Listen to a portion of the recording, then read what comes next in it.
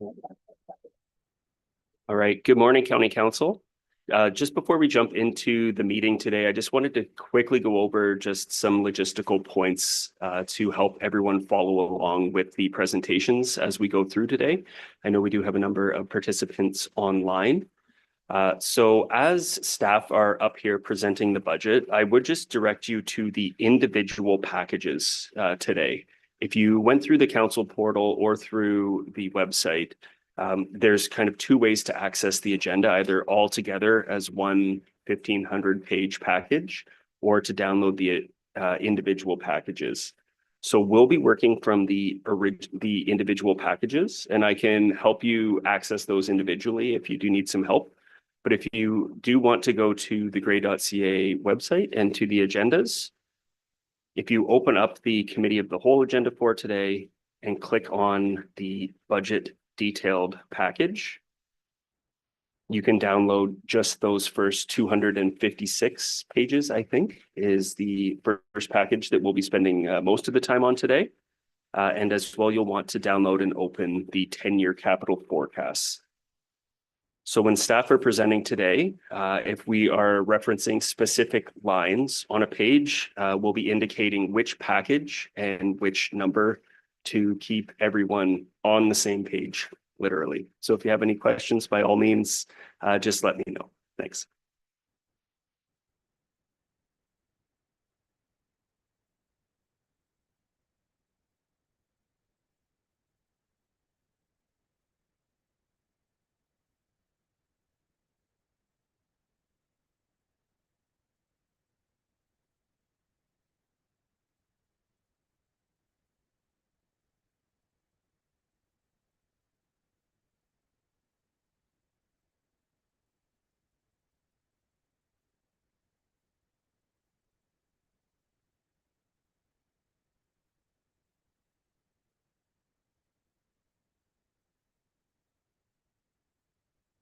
Good morning, County Council. Thank you very much for those that are in attendance, both virtual and in the chamber here this morning.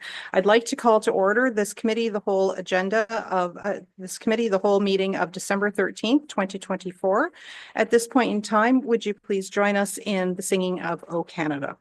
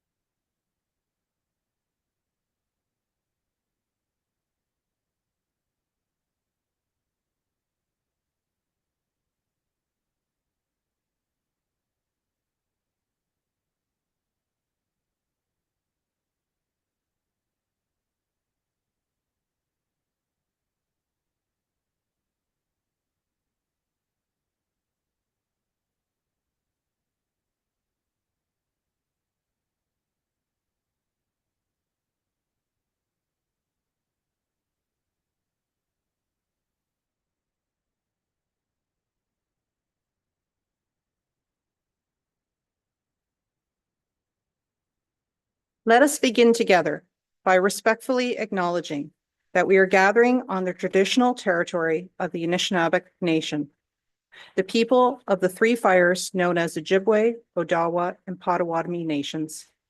And further, we give thanks to the Chippewas of Saugeen and the Chippewas of Nawash, known collectively as the Saugeen Ojibwe Nation, the traditional keepers of these lands and waters since time immemorial. To our south lies the traditional territories of the Six Nations of the Grand River. We are dedicated to honoring Indigenous history and culture and committed to moving forward in the spirit of truth, reconciliation, and friendship with all First Nations, Métis, and Inuit people. Madam Clerk, could you please lead us in the roll call?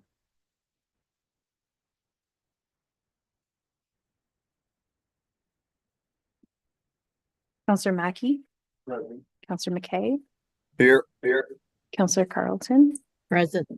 Councillor Pringle, Present. Councillor McQueen, Present. Councillor Nielsen, Excited to be here. Councillor Patterson, Councillor Dickert, Councillor Kentner, Present. Councillor Keaveney, Councillor Body, Councillor Gregg, Councillor Milne, Present. Councillor Dobreen, Present. Warden Matrosovs, Present. Councillor Bordignon, Present. Councillor Eccles, Councillor Hutchinson. Present. We have all members participating today. Thank you, Madam Clerk. Next is our declaration of interest. Are there any declarations on today's agenda? Seeing no hands, we'll move on. So we're going to move on into the bulk of today's agenda, item 6 for direction and discussion. It is the 2025 budget overview and department presentations. So what will happen first is we will hear opening remarks from Madam CAO. Then Director Spicer will present an overview, a PowerPoint presentation of a corporate overview. And then we're going to break up the presentation of the more detailed matters. We'll break it up into corporate services, planning and community development, then human services, followed by transportation services. Now, given the fact that so many of us are both virtual as well as those in the chamber, we'll pause intentionally along the way in each of those departments to make sure that everyone can have a chance to ask questions or make comments. We'll alternate between looking towards our virtual participants and those in the chamber. So rest assured, in each of those sections, we have already slotted in intentional pause points to be able to ask for questions. So what I'd ask then is, as the staff are making their presentations, if council members could please make your notes on what it is you'd like to ask and refer to the specific page number or the specific line number when you have a detailed question to ask about that section. And I think that's, we're going to start with the 2025 budget detail package, and then we'll move into the draft, the 10-year capital forecast after that. We're aiming to have a lunch break at 1 o'clock. So we're hoping that we can get through a good portion of our agenda before lunch, and then we will be continuing after that. So Madam CAO, did you want to begin with some remarks? Thank you, Warden Matrosovs, and good morning, County Council. On behalf of all county staff, we're pleased to present the 2025 operating capital budgets for your review and consideration. Developing the annual budget is a complex and iterative process that begins with updating our 10-year capital plan and identifying priority projects. From there, we align operational requirements with available funding to ensure a balanced and strategic approach. The 2025 budget reflects our commitment to investing in critical infrastructure and delivering high-quality services to our community. For the first time, we've also included a preliminary operating outlook for 2026, showcasing our efforts to plan proactively. As always, our budget will continue to be refined as we received updated information such as funding confirmations or legislative changes. For 2025, we're presenting a $302.4 million budget with $78 million or 25.8% funded through the levy, down from 28% in 2024. While the net levy has increased by 3.2%, it is important to note that in Ontario, infrastructure construction costs have risen by 3.9% year over year. This year marks a significant milestone as we introduced our Budget and Finance Committee. And I would like to extend my gratitude to Chair Eccles and Councillors Mackey, Nielsen, Gregg, and former Warden Milne for their thorough review and thoughtful guidance on the financial matters brought forward. We look forward to your feedback this morning and discussions as we work together to finalize a budget that addresses the needs of our residents while maintaining fiscal responsibility. Thanks. Thank you, CAO Wingrove. At this point in time, I would like to invite Director Spicer to come to the lectern and be able to give us the overview, after which we'll see if there are any questions on the overview so that we can then go into the specific portions. Welcome, Director Spicer. Thank you, Madam Warden.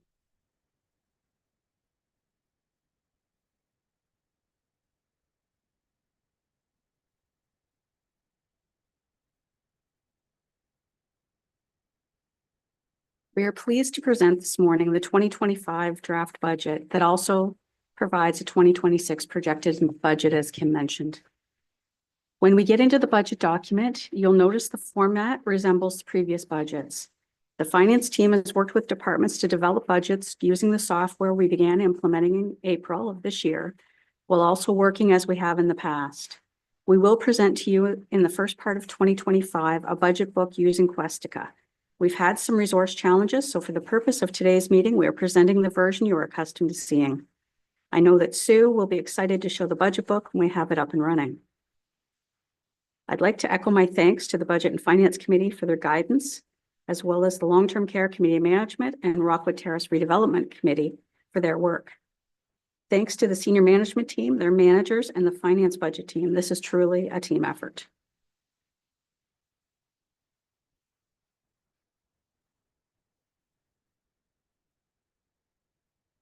Budget and Finance first looked at budget assumptions and inputs provided by staff in September. These included changes in costs, inflation, supply chain pressures, market trends, funding levels, revenue sources, and economic conditions, etc. October 28th, the committee heard a preliminary number of less than 4% increase after growth. This was preliminary as there was still some work to be done on the budgets. November 28th, committee reviewed the proposed budget, and their direction is reflected in the budget before you today. The 2025 draft budget does not include an investment in community transit beyond what exists today. The current grant program ends March 31st, 2025. We will talk further about community transit under the planning and community development portion of today's meeting. It also does not include impacts of proposed adjustments to the county road network as reviewed by the Urban Road and Road Exchange Task Force, or impacts of discussions with member municipalities for planning efficiencies. The committee reviewed a number of things, and included in the 2020-25 draft budget are the following items. Implementation of the work that was done in the ORH review for paramedic services. It's a $410,000 impact in both 25 and 26. And as a reminder, we exercised a smoothing mechanism so that we wouldn't have spikes and decreases over the 10 years in order to add the resources and equipment and infrastructure that's needed for the implementation of the full enhancement review. It also includes it's been a previous report about court security costs. This is the city of Owen Sound and being a regional courthouse. We've included $250,000 in the 2025 budget and assumed in 2026 that might increase by $25,000. Asset management, the transfer to reserve in the transportation budget is an increase of $149,200 and shows approximately $250,000 increase in 2026. That number, of course, will be refined as we present to you an asset management plan in 2025 that reflects what we are, the mandatory requirements of discussing proposed levels of service. That work is currently underway and should come to you by the deadline of July 1st for the plan to be in place. Committee also received a request for Forest Festival sponsorship of $5,000. That's included in the budget. There is a homelessness response coordinator, a 0.2 FTE that's no longer funded by our partner. That's a $21,000 impact in 2025 and then $5,600 estimated for 2026. An Ontario Works caseworker, it's 50% provincial funded. So our share of the additional position in 2025 is $55,400 and a slight increase in 2026 of $2,450. There's the addition of a business analyst. It's budgeted for a part year in 2025. The impact in 2025 is $87,600 and the remainder of $49,300 in 2026. It also includes the addition of a facilities and operations manager. It's a partial year in 2025 as well of 96,500. The full increase, the remainder would be 47,500 in 2026. We did discuss with committee that we believe that there'll be efficiencies achieved with the implementation of this position. Until we get it up and running and we can have some, I'd say, stats or establish some best practices, that isn't reflected in this budget. We weren't able to identify specific lines where those efficiencies would be found yet, but that's anticipated for 2026. So the previous slide total is just over $1 million. There were 2 slight adjustments made at the November 28th meeting. And the amount included in the 2025 draft budget was $1,055,400. This slide shows the operating and capital requirements. So it shows that there's a net levy requirement in 2025 of $78,266,500. After new growth of over $1 million, adjustments to tax ratios that would be made in conjunction with the City of Owen Sound. And if you recall, we've been ratcheting down the multi-res ratio to match the new multi-res ratio by 1/4 of a movement per year. So currently it's been reduced by 50%, and this would be a further 1/4 reduction. And then there are the slight adjustments with the Owen Sound ratios. So after all those items, it results in an increase of $2,417,271, which is a 3.2% levy increase. 2026, we're giving you a very high level overview. You'll notice we've showed growth at $1 million. We wouldn't know growth until November 2025. So this is for illustration purposes only. And I will say that there are a number of items. It's difficult to predict in the 2025 budget and more so in 2026, the amount of funding we're going to get from our provincial partners. So we've had to make some assumptions on, for example, level of care funding for long-term care, case mix index, what we're going to get for social services, et cetera. And those numbers are even harder to predict in 2026. So if everything holds true, we'd be looking at a 5.1% increase at that point. The impact for 2025 on a property owner with a single home, detached, not on water, that's assessed at $289,000 is an increase of $37.42. And just as a reference, for every $100,000 of residential assessment, the increase would be $12.95. We have a slide, I know it's hard to read on the screen, just showing us out of that $302.4 million, where all the money is spent. So you can see that transportation services is 22%, paramedic services is 10%, corporate services is 7%. The big one is long-term care of 33%. So we're spending almost $100 million, but that 51.2 of that includes Rockwood Terrace redevelopment. So that is a significant amount of our gross expenses. This slide, just for your interest, is the expenses by department. Now talk a bit about reserves. So we have discretionary reserves. So that's money that we've set aside, and you have the ability to make decisions on adjusting how you're using that money. The big thing I'd like to flag is at the end of 2023, we had just shy of $69 million in those reserves. And at the end of 2025, we're projecting that those reserves will have a balance of $36.2 million. Chunk of that is, of course, the money that we're using for Rockwood Terrace redevelopment that we had sitting in our own reserves as we've been planning for the redevelopment. This slide again just demonstrates that change. You can see it, obviously the bulk of it is in the capital purpose. Obligatory reserves are ones that we don't have discretion over. They have to be segregated. And those two reserves are for development charges and CCBF, formerly known as gas tax. We have the ability to determine what projects we use them for, but it's not that we can take that money and use it for a purpose other than what it was provided for. So you can see as well that at the end of 2023, we had just under $34 million. At the end of this year, we're projecting just over 27 million will remain, and we would be down to below 19 million in 2025. This slide just shows that change from 2023 to 2025 of 15 million. And before we move into the actual budget, I'll pause for any questions.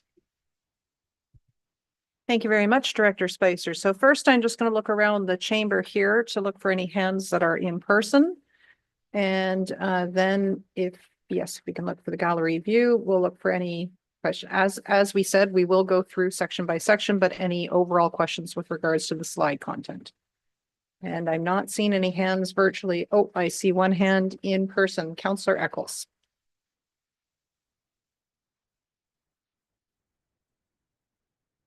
Oh. There we go. Mary Lou, you put it to question 289,000 not on water. Is there any reason individuals that are on water, that's a payment outside taxes? Is there a variance to those municipalities then that are on a municipal system?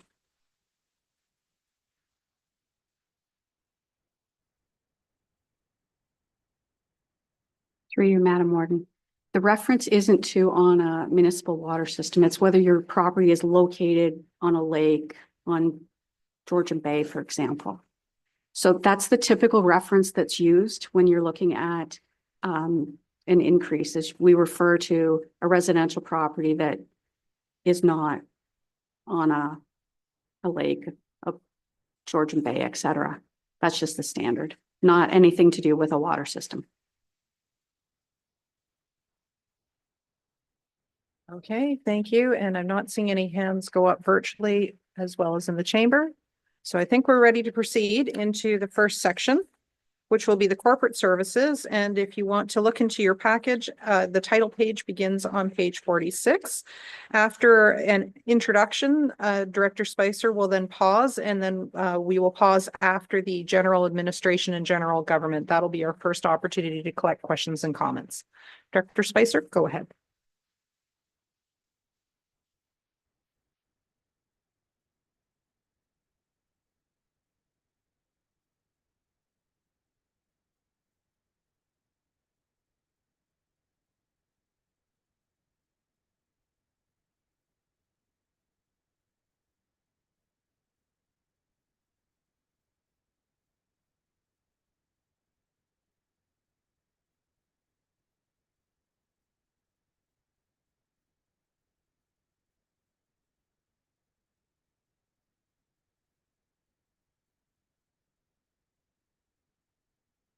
That's a big file, so it's just coming up.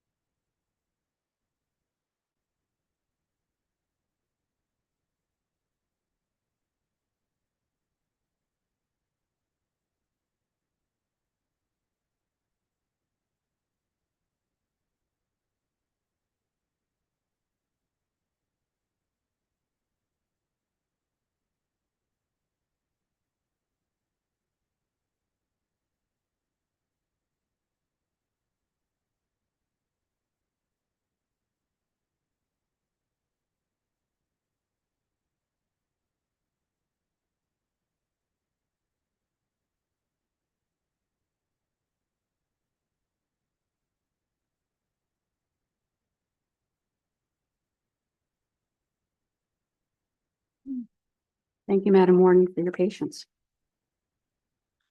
We're beginning with corporate services. So the 2025 budget for the corporate services function requires an operating and capital levy requirement of $14,344,200 compared to $12,926,900 in 2024, which is an increase of $1,417,300. Within the corporate services budget, we have council. The council budget is a requirement of $949,900, an increase of $43,600. As with non-union, the council compensation has a cost of living adjustment of 2.5% and reflects budgeted funds for the number of meeting per diems. It also includes a number of memberships. It increased by $5,300 based on the rates we've been provided. So we have memberships for FCM, OGRA, AMO, Western Ontario Wardens Caucus, and Great Lakes and St. Lawrence Cities Initiative. We've increased the council conference budget by $7,000, anticipating to return to 2 conferences per year in 2025. The computer support maintenance budget has increased by $4,600. You'll see this in all budgets. This is the amount that's allocated out for Dayforce software, which is used by HR. That's the new software where we're managing our payroll. And that's allocated out each department. The allocation for professional consulting fees was reduced by $7,000 based on actuals in this budget line for the past 6 years. And it shows funds for the Warden's Banquet and Luncheon. Under administration includes the budgets for the CAO, the deputy CAO, clerks, emergency management, finance, HR, IT, legal, and communications.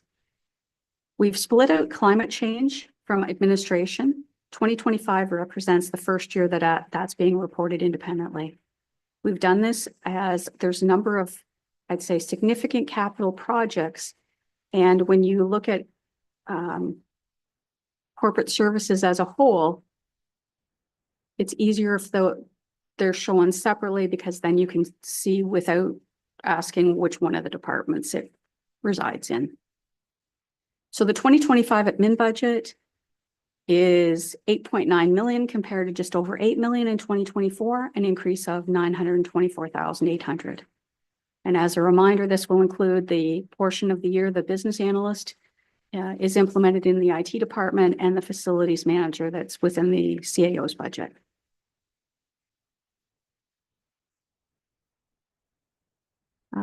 Clerk's department has $8,900 for software to support FOI request management, $6,000 for record management consultant. I've spoke to IT. Under general admin and general government, we've budgeted just over 2.7 million for investment income. So our cash and investment management policy, the net revenue budgeted from investments that exceeds 1% of the county's own purpose levy is placed in the one-time funding reserve, and that's used to assist with non-recurring expenses and unexpected costs. So the transfer to reserve in the 2025 budget is $2,040,600. For capital, we've got, oh, sorry, I'm going to pause now. Excellent. Thank you. I think that's the best way for us to stay in coordination with the comments and questions. So at this point in time, this is the first pause in the corporate services. I'll look around the chamber here for any hands. Okay, we'll begin with Councillor Keaveney.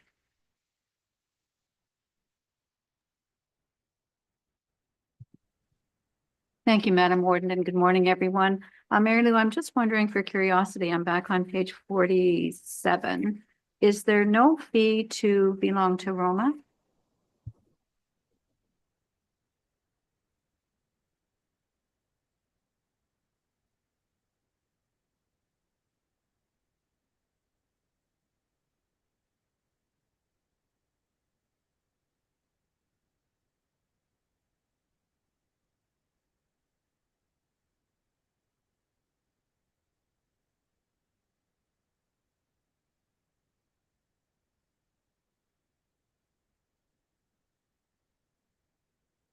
For you, Madam Warden, I'm going to get Sue to check.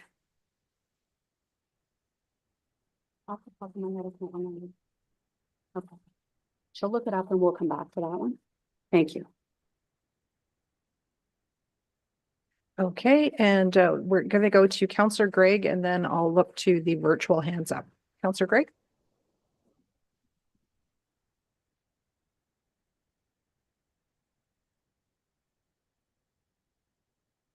Thank you, Warden. And through you, just one quick question.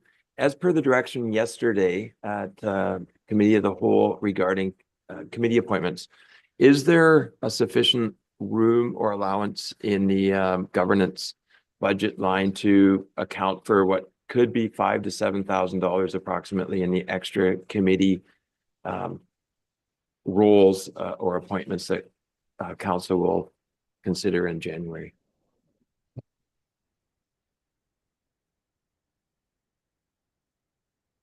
I'd say that we likely can find that money. So today, for example, you're not paying mileage for certain meetings. It all depends whether every councillor attends two conferences, et cetera. What the mileage is, what the hotel costs are. So I would anticipate we should be able to find that money. Okay, thank you. And we'll go to Councillor McKay online. Yes, thank you, Warden. Through you, did we decide to go back to 2 conferences in 2025? I know, didn't we decide did we just go to 1 in 24 and then we're going to go back to 2? I can't remember that. Through you, Madam Warden. Councillor McKay, as part of the 2024 budget and looking for savings opportunities in order to reduce the levy requirement, council made the decision to reduce their conferences to 1. Staff put it back to 2 because we hadn't heard anything otherwise. And we looked at that as that was a 1-year measure only and look to you for your guidance. Okay, thank you. And I'm not seeing any further hands on the screen nor in the chamber. So I think we're ready to continue. Thank you.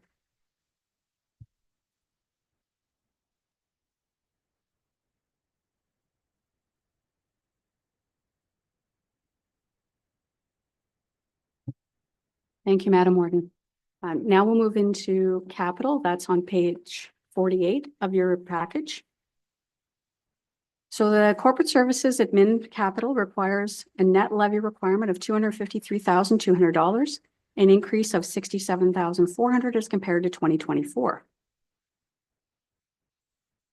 There's $20,000 in a transfer to reserve from levy for a future update to the electronic records management system. HR has some projects that will be completed in 2025 and funded from reserve. So $56,600 for the remainder of the implementation for Dayforce, which I mentioned earlier. $20,000 to continue corporate-wide lean training. That's a carryover from 2024. $25,000 to do an employee engagement survey. That's a carryover from 2024. It's partially underway. $12,000 for the purchase and implementation of safety data sheet database, and that's a rollover from 2024. And I will mention that due to, let's say, I'm speaking on Jen's behalf, the resource constraints and Dayforce taking a bit longer to implement. That's why those projects carried over from 2024. They just didn't have the capacity. Funds are being transferred to reserve for future projects. $40,000 for the replacement of corporate scheduling software. $25,000 for non-union market salary reviews. $16,000 for replacement of the HRIS software, $15,000 for updates to job demand and hazard analysis, $15,000 transfer to reserve for future update to countywide noise survey, $8,000 for workplace violence and risk assessment updates, $7,000 for employee engagement surveys, and $1,500 for implementation of safety data sheets. You'll see that there's some repetitive language with the projects that are listed above. This is transfers to reserve so that we don't need to find the full amount of the project cost in the year that we're going to do it. We're setting aside money because we know that these things have a life cycle and they have to be done on a scheduled basis. A lot of this it holds true also for IT. So IT has some projects in 2025 funded from reserve. So there's 67,900 for copier replacements, 34,400 for battery backups, 25,000 for hardware server hardware, and that's a life cycle replacement, and 16,000 for long-term care hardware life cycle maintenance. And then there's a number of funds being set aside for future projects. 26,500 for the tower replacement, and that's funded from user fees from those who are on our towers. 28,000 for wireless access points, 20,000 to replace photocopiers, 15,000 for IT security audits, 10,000 contribution to the IT strat plan update, 9,500 for website updates, 5,000 for phone system upgrades, 1,800 for long-term care server air conditioning units. Under communications, there is an $8,300 transfer to reserve for future communication initiatives, including the equipment in this room, and 7,500 as a transfer to reserve for a future update to the corporate communication strategy. Now I'll pause for questions. Thank you, Director Spicer. So just before we carry on, then I'm going to look first to the virtual participants. I'm not seeing any virtual hands come up at this point in time, so I'll look around the chamber. And I do see a question from Councillor Patterson. Thank you, Warden. Question, Mary Lou, does the county own or lease the photocopiers? Through you, Madam Warden, they're owned. And not seeing any further hands in the chamber or online, we're ready to continue with climate change. As I mentioned earlier, the 25 budget represents the first year we're showing climate change separate from administration. And it's to also better highlight the county's commitment to going green and gray. The climate change budget for 2025 for operating and capital has a levy requirement of $427,900, which is an increase of $117,700.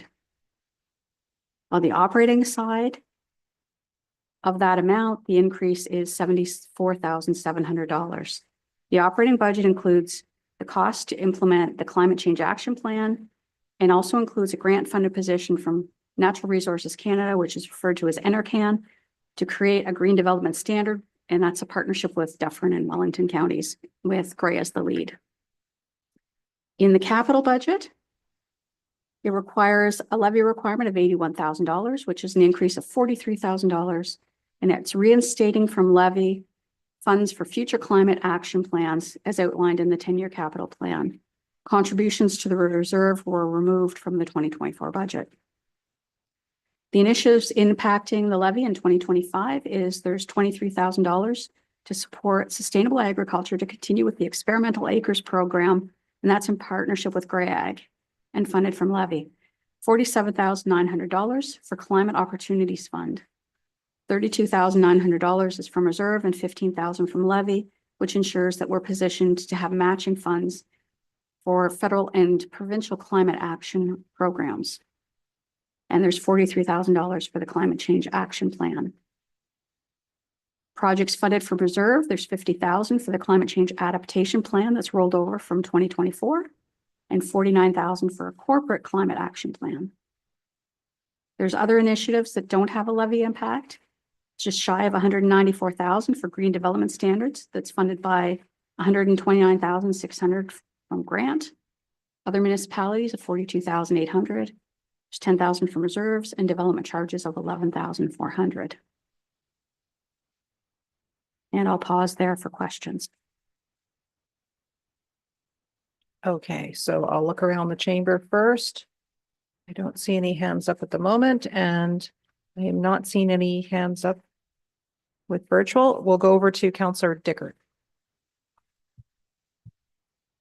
Thank you, Warden Microsoft. Just wondering if you can give me some idea, what is some of the items that might be involved or included in that 43,000, or sorry, the 49,000 for the corporate climate action plan?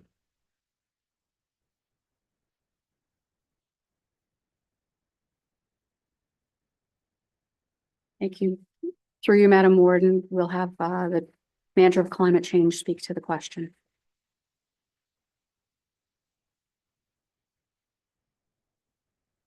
Thank you. Through the chair, the corporate climate action is really about identifying initially energy efficiency opportunities in our buildings or in our fleets. So this year we participated in the IESO Strategic Energy Management Program. And have already realized significant savings in a number of our buildings. It also supports investments we need to make to achieve incentives for energy efficiency. So we've achieved $41,000 in incentives already for building retrofits. So corporate climate action is really around improving the operations and where necessary, investing capital to improve the overall energy, reduce the energy use of our buildings.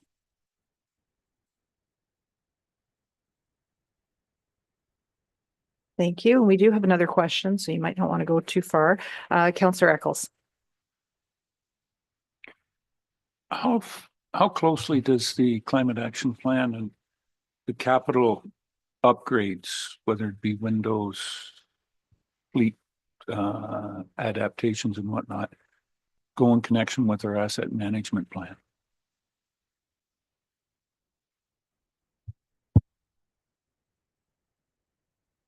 Through the chair, we work very closely with our asset management team. So really, we're not looking to replace anything prior to the end of its useful life. If something still is operating, we're going to look to operate it as efficiently as possible, but then planning ahead, looking at the time of replacement to ensure that we're using the best current technology to reduce our future operating costs as well. Okay, and seeing no further hands online or in the chamber, I think we're, oh, sorry. Oh, there it is. Councillor Nielsen. Sorry, thank you, Warden. Just a follow-up question from that line of comments then. So the 49,700 that's in place in the budget from the reserves isn't for a new plan, but it's for enhancements to move us towards more energy efficiency. So is that, in terms of how to understand it, 49,700 is additional to the asset management of those items that are hitting end of life and we're making the improvements for the energy efficiency purposes? Just trying to follow that line of comment.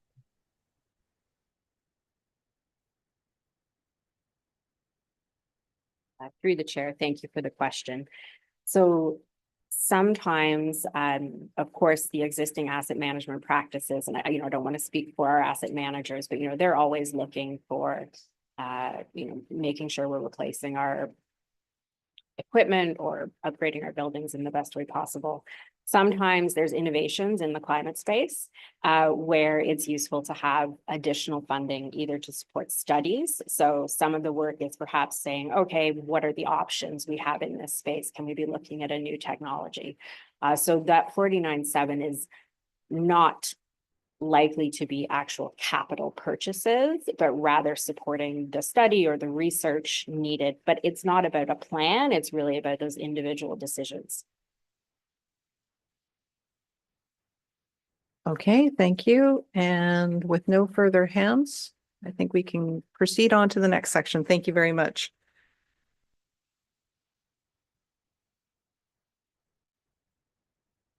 So we're at WSIB. Madam Warden, I'll circle back to Councillor Dobreen's question on Roma.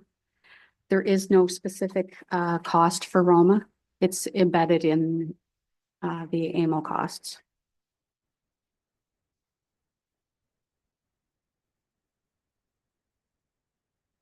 Okay, now.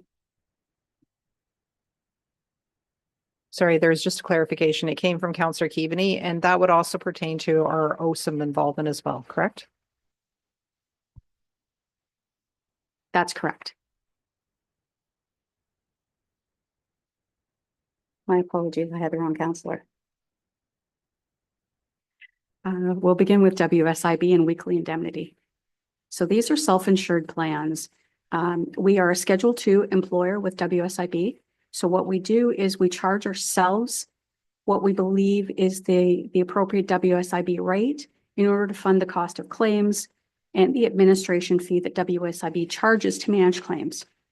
So we did not adjust the premium rate from 2025 for 2025 from 2024.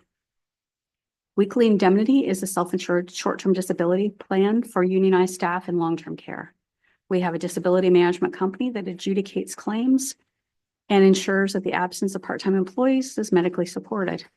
Premiums are charged to long-term care for full-time employees. It's shown as a revenue in the weekly indemnity budget, and it's used to cover the cost of the management company as well as short-term disability payments. The budgeted premium is an increase of $93,100. This reflects an increase in the number of claims and the number of staff and the number of potential claims as a result of having more staff. So that premium rate is approximately 21.53 more than the rate used for 2024. Information services, or as we call it internally, the IS budget. This is the budget that is the cost of keeping the network up and running. It's Microsoft licensing and provides virus protection, et cetera, provides training to keep the county's IT staff's knowledge current, and it's charged out to departments based on the number of users in each department. So overall, the IS budget charge it to departments is increasing by $103,100, and that's attributed to increased computer software costs, including licensing from Microsoft, servers, Adobe, and door access controls. New in 2025 is the addition of $12,000 in that number for cybersecurity vulnerable management software. The assessment budget. This budget is $1,984,200, an increase of $48,400 over 2024. And that's what is paid to MPAC on a quarterly basis. So we split the amount 4 times a year, and it's paid on behalf of all the member municipalities. So the cost for MPAC is paid at the upper tier and not shared with the lower tiers. For court security, council saw a report in July where we discussed providing an amount to the city of Owen Sound that would fund them with the difference between the city's net court security and prisoner transfer costs and the provincial budget. So that would begin in January 1st, 2025, and we've estimated $250,000 in the 2025 budget. Provincial offenses. The budget continues to be a revenue source to the county and includes a departmental operating requirement. So it's a reduction of the levy of $91,600 compared to a reduction in the levy of $141,100 in 2024. So we're seeing an estimate of a reduction in the revenue of $49,500. So we operate court on behalf of Grey and Bruce counties, and the net revenue is shared based on population. So we receive a higher share of the revenue because the population of Grey is higher. We've estimated that ticket revenue will increase by $100,000 in 2025 to $2 million, closer to pre-COVID-19 levels.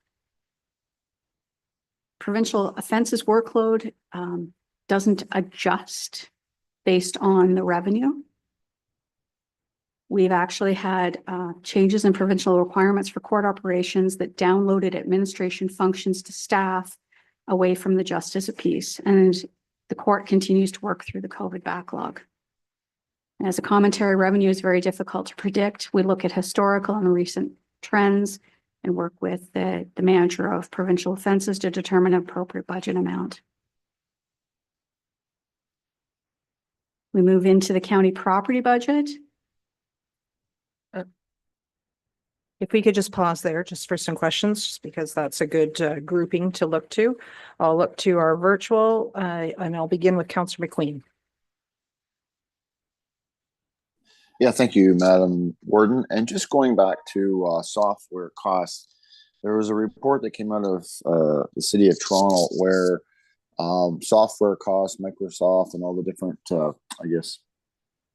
costs related to their rights and services they provide. But it sort of said in that report that the city of Toronto was just buying new software licensing versus sort of reviewing or reusing what they had already had. So I don't know Maybe if you had, through you, Madam Warden, had seen that report, but I know that it was something in, the city of Toronto has a greater budget than certainly the county of Grey, but I just wondered if that is something that has popped up with regards, and if anybody's aware of that report that was from the city of Toronto. Thank you.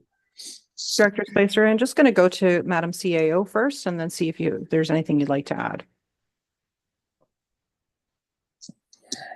Thanks for the question, Councillor McQueen. Jody McEachran's on the line as well and can probably speak to more detail. My understanding of the situation that Toronto found themselves in was that they knew they needed to migrate to a new software standard. They did a bulk buy on licensing, but you can imagine the vast number of employees and associated organizations and agencies from the city of Toronto. I think it was fair to say that their staffing lists were probably not as tight or as up to date as anything that we would expect to have here, just given the complexity of the organization.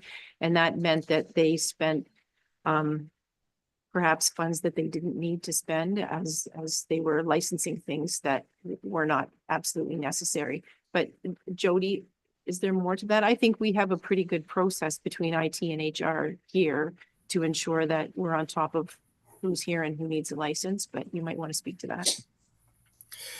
Sure, and through you, Madam Warden, some of the controls we've put in place in IT to deal with that situation. About once a month, we're doing an audit on the user lists we have between HR and accounts that are still active in IT. And we tend to not have the same problem where we have unused accounts. It's just the process. If an employee leaves, we do have to keep the account open for a little while so their manager can deal with emails and all their files. And so about once a month, we're going back over those lists, closing down accounts, freeing up the licenses, making sure that any account that should have been shut down is closed and the licenses are freed up. And then we know when we have new licenses, if we need to assign to a new staff member or something, that those are available as opposed to buying new. And so even on that scale, it's a much smaller issue for us to deal with. You might have a scenario where you are moving to a new product and you have some of the old licensing still available while you have to transition, and that's inevitable, but that's on a project by project basis. We do something similar for, we're talking Microsoft license, but if it was Adobe licensing or something like that, when we license everything through the Grey County sign-in, when we shut down those accounts, we're freeing up the licenses as well. So similar process just for auditing other software. Well, thank you for that explanation. I had to ask the question because I had no idea how or what that was all about. So I thought, sounds like we got a good handle on it. So thank you. Okay, thank you very much. Next, we'll go to Councillor Dobreen. Good morning, Warden and County Council. Thank you. My question through you is with regard to the cybersecurity vulnerability management software.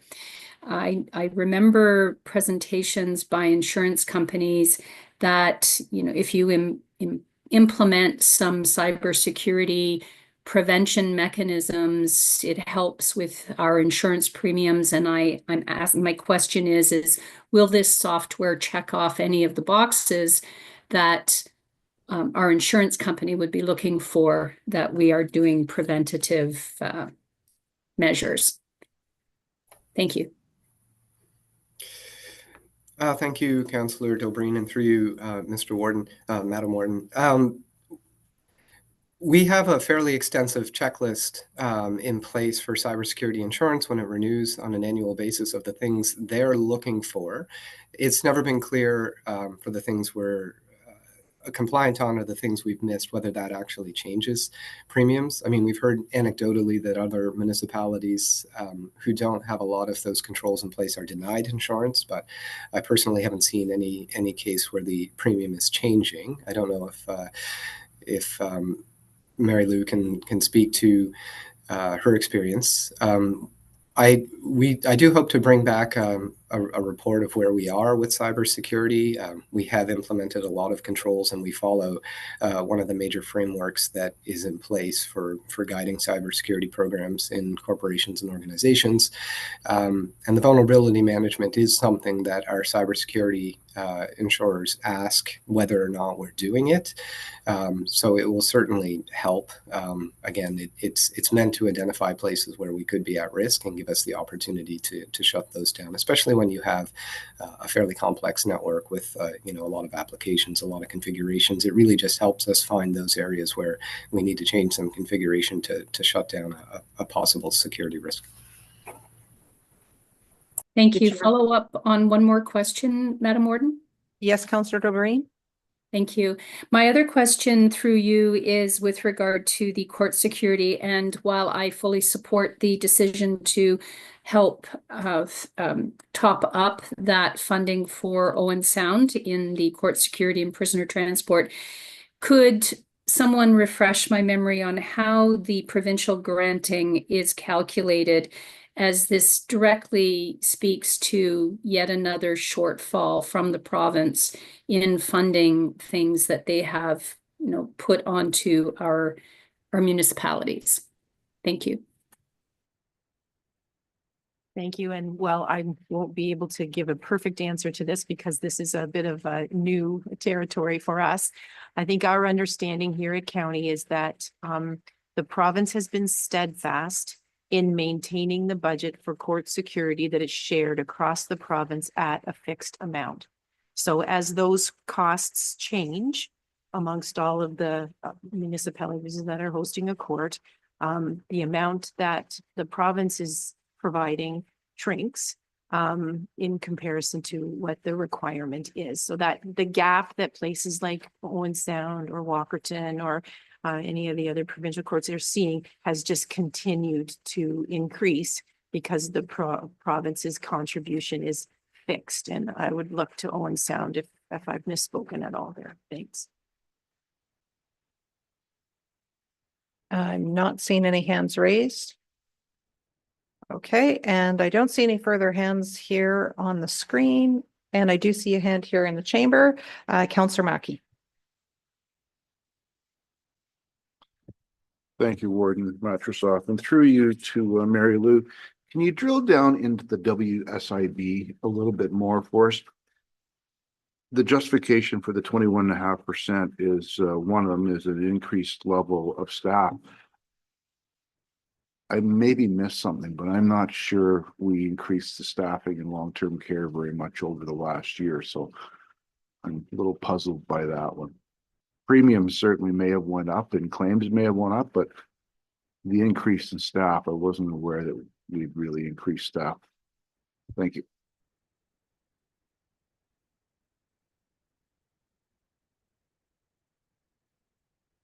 There we go. Thank you. And through you, Madam Warden, we have increased direct care staffing hours. So there has been an increase across the 3 long-term care homes. I can get you the exact numbers, but we're at 3.52 hours of direct care compared to 3.4 before that and 3-ish the year before that. So that will have had a marked increase in the number of hours. So some are new hires completely, and some are additional hours, enhancing part-time lines, et cetera. But it will be an increase in staffing hours in long-term care.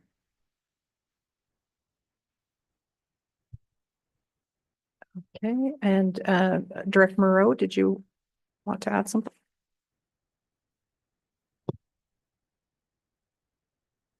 Through you, Madam Warden, it also applies to our paramedic group, the WSIB, and the addition is as well for enhances to paramedics and also for costs that are associated with the types of trauma claims that we have with the paramedic group. Okay, thank you. So, okay, and Director Space. Thank you, Madam Warden. So just to be clear, there's 2 items under there. WSIB it covers all employees, and the weekly indemnity, which is the short-term disability, that's long-term care specific. And so that's the portion that the premium was about 21.53 higher. We did not change the premium rates for WSIB, although the more staff we have, then the premium increases.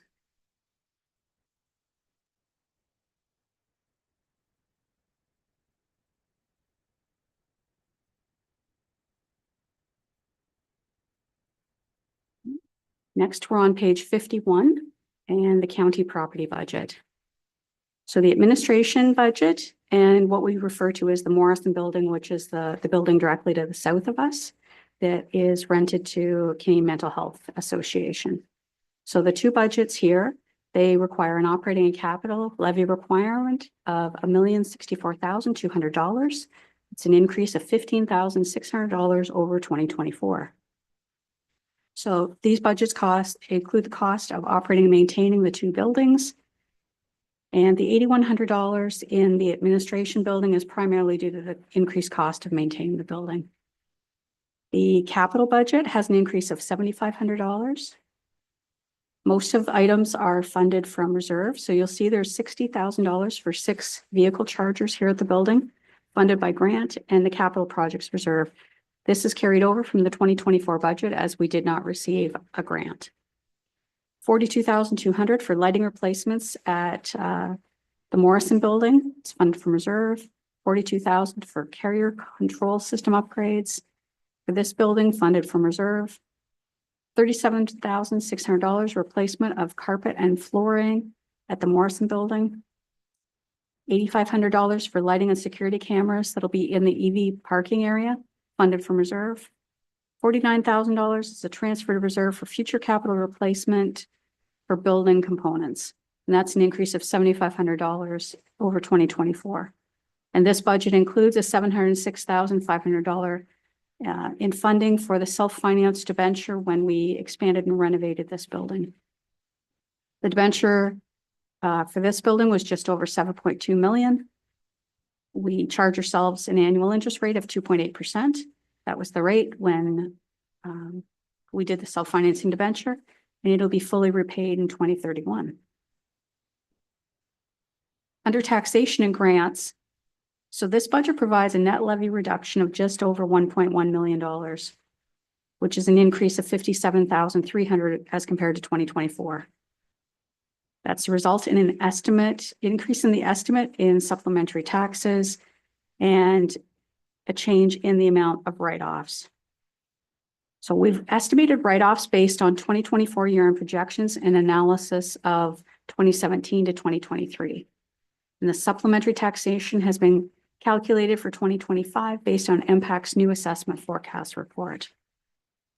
The health unit, our share of their budget requirement, we've estimated as $1,785,700, an increase of $17,800. We've offset the cost in order to come to that $17,800 increase by using $67,300 transfer from Safe Restart funding, which funds a portion of the contribution.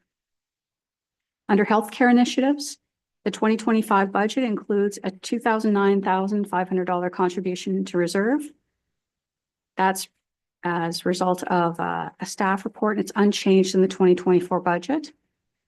We have a 5-year, $1 million Bright Shores commitment that was supported by council in 2023.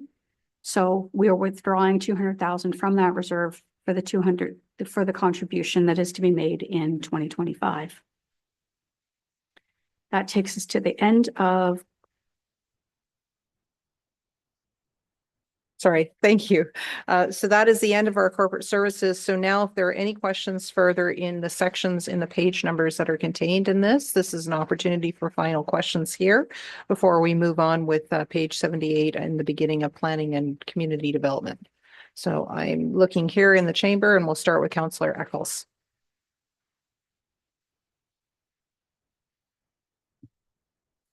Thank you. And through you, Warden, to Mary Lou, the EV chargers weren't put in 2024 because we didn't receive a grant.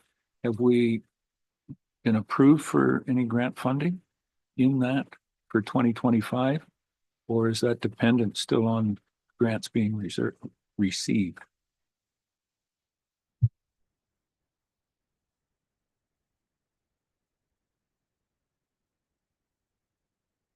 Through you, Madam Warden, no, we have not received grants yet. So we're budgeting on the assumption that we will receive a grant. Okay, and I'm looking on the screen. I'm not seeing any hands up from our virtual attendees. Looking around the chamber, not seeing any further hands. Looks like we are ready to proceed with planning and community services.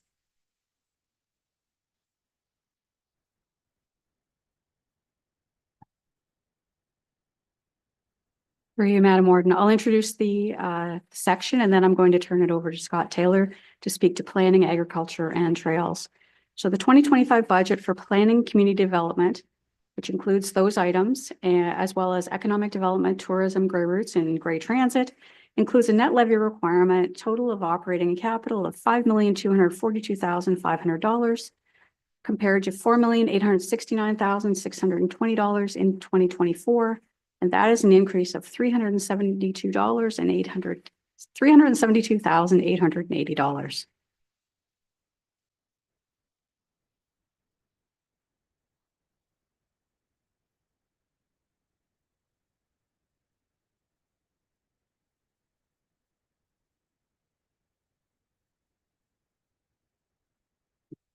So good morning, Madam Warden and members of County Council. I'd like to think this is the moment we've all been waiting for, but maybe it's just the moment I've been waiting for.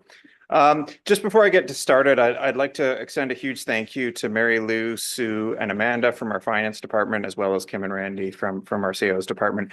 They played a huge role in helping assemble this planning budget, and big kudos to all of them.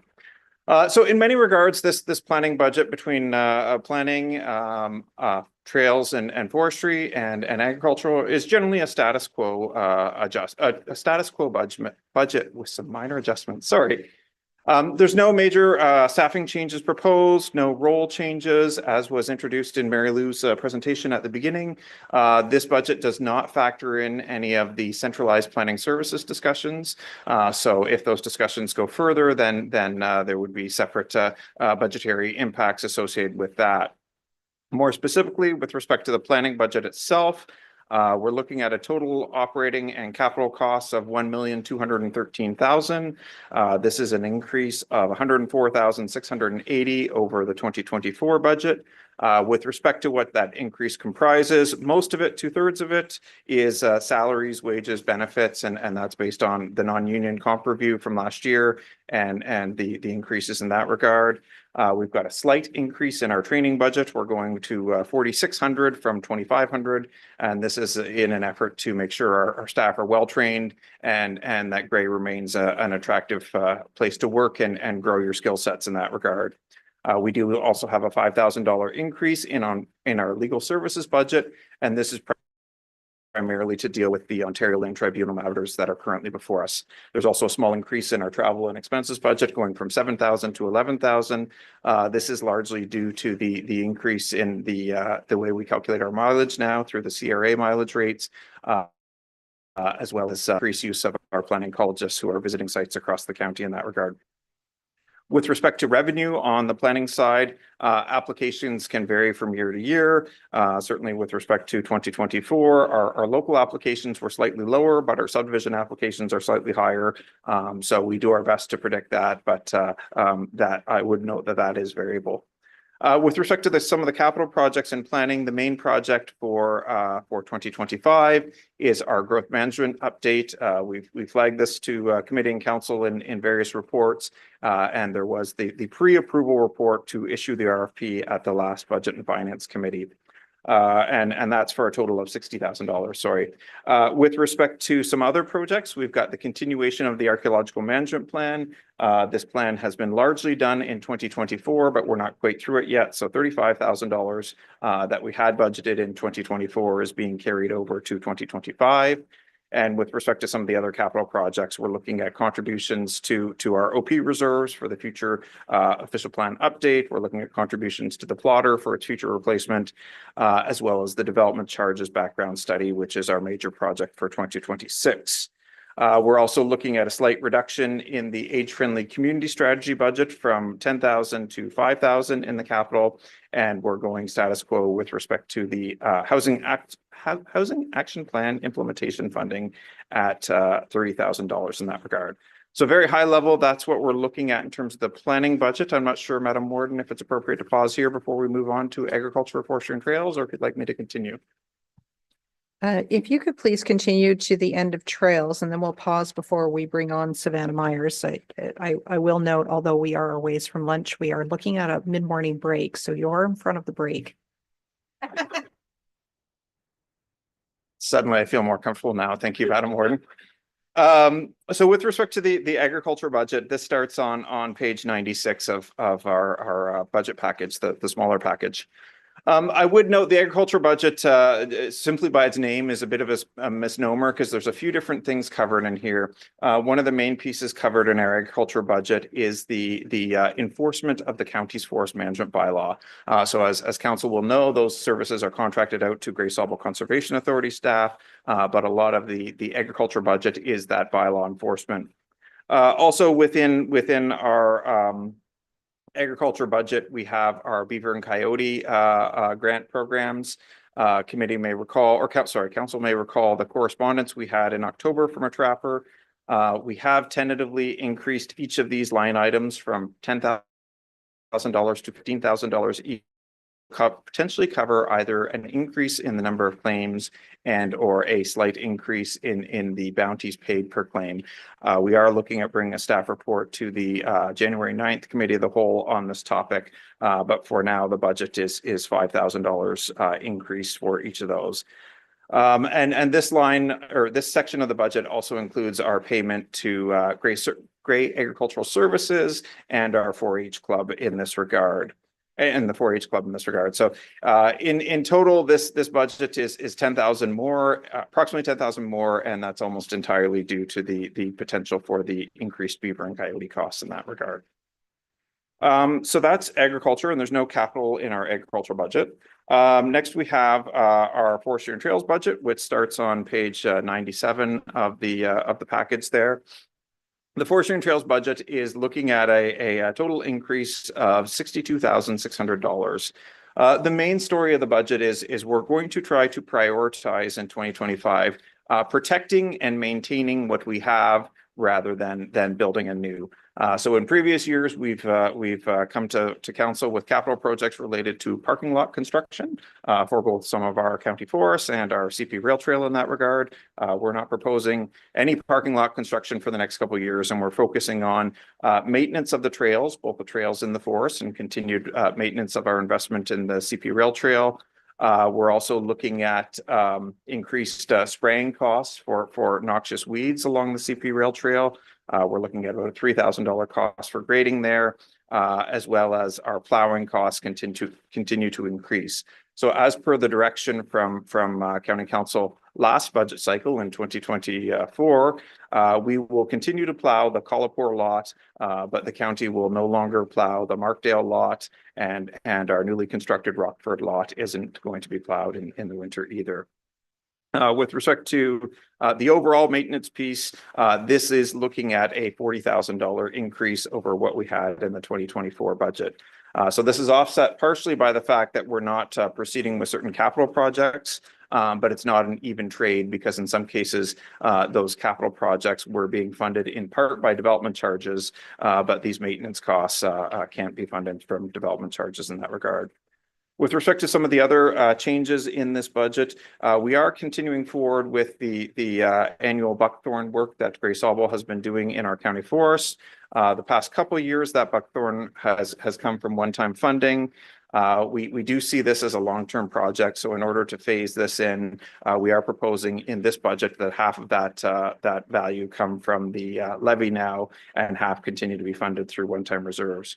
We have a slight decrease in revenue based on the fact that the county has now sold the Midwest Co-op the co-op lands in Dundalk. So there's a $4,000 decrease. And then our forest harvest revenue varies from year to year, but I'm pleased to say that in 2025, that revenue is projected to be 11,000 greater than what it was in 2024. We're seeing a slight increase in capital with respect to our bridge and maintenance, our bridge and culvert maintenance, which our wonderful bridge crew through Transportation Services maintains for us. And then we've got our regular $25,000 for the rail trail survey project. As was noted at the beginning of the presentation by Mary Lou, this draft budget also includes the $5,000 for the Forest Festival. This was something we had funded regularly pre-COVID. There were some pauses during the pandemic. And then last year, as part of the budget discussions, we did take this out of the budget. So for now, that $5,000 contribution to the Forest Festival is in there.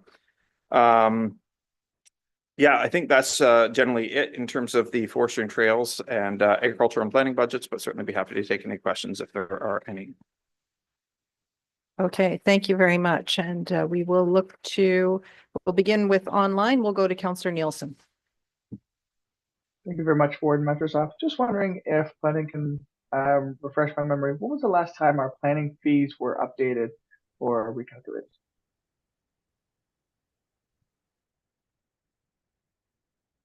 Through you, Madam Warden, it was February 8th, 2024. So we updated the fees and services bylaw at that time to add in some new charges, to update some existing charges, and to better reflect the costs of the at that time newly hired planning ecology staff. Okay, thank you. We'll go to Deputy Warden Milne. Thank you, Madam Warden. Scott, recognizing that timber prices cycle up and down over the years, can you just give a broad overview of where are we at in that cycle? Are timber prices up, down? Where are we at, please? Through you, Madam Warden, I'm definitely not the most well-versed in this. I will say, as I said, we did have a slightly increased expected revenue in this regard in 2025. We were 11,000 over 2024.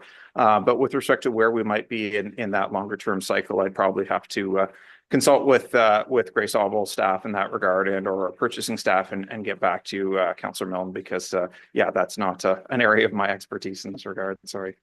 Excellent. No worries. Thank you. Okay, and next we'll go to Councillor Mackey. Thank you, Warden Metrosoft, and through you to Scott.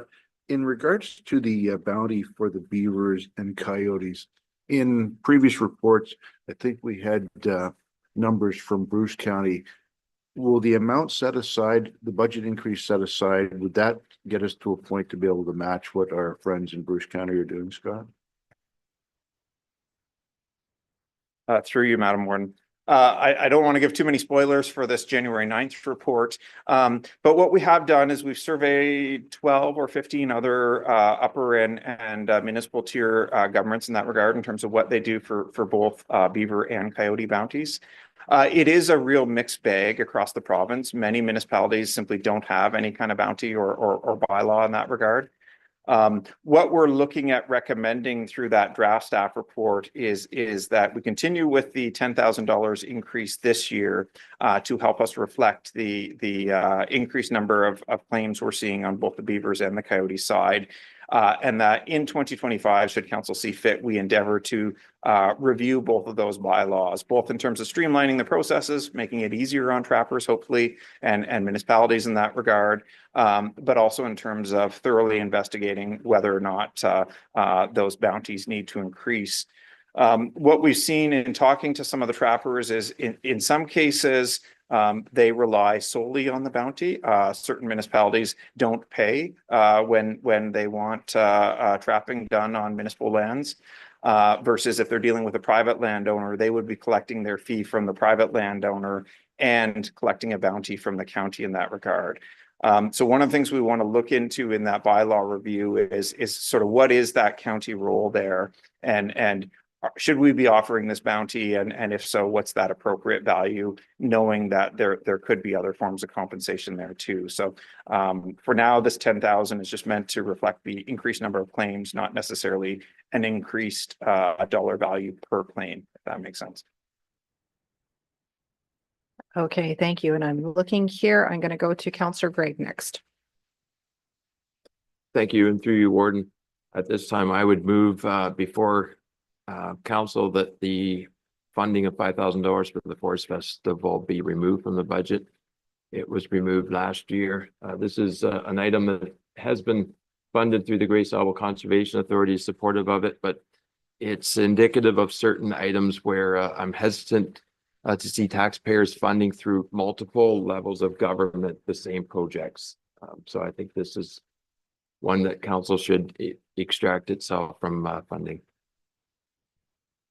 Okay, I'm just going to, just before I look for a seconder, I just want to put out to County Council, if we want to collect those items and then circle back for motions, just we're on a good hub right now of being able to introduce the information, and people may want to reflect on how they vote on particular items depending on what the holistic package looks like. So Councillor Gregg, if you would be amenable, I would suggest that we perhaps come back to suggested motions. And I do see if you will allow me, I'll just go to Councillor McQueen, who's put up his hand for input, and then we'll make a decision from there. Councillor McQueen?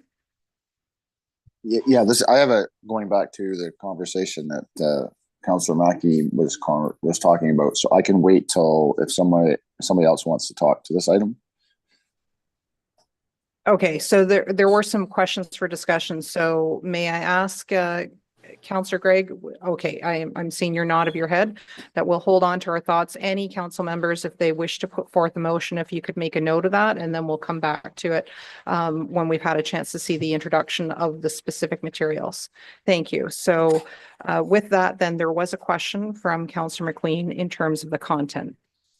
Thank you, Madam Warden. And just following up with Councillor Mackey, this sort of came out of correspondence that we received to County Council with regards to the issue around bounties around beaver and coyote. And I think it was sort of mentioned at that time that if that individual could come and personally speak to County Council, and if we, further questions or follow up on that would be, I think, something that was, I thought that was maybe a suggestion.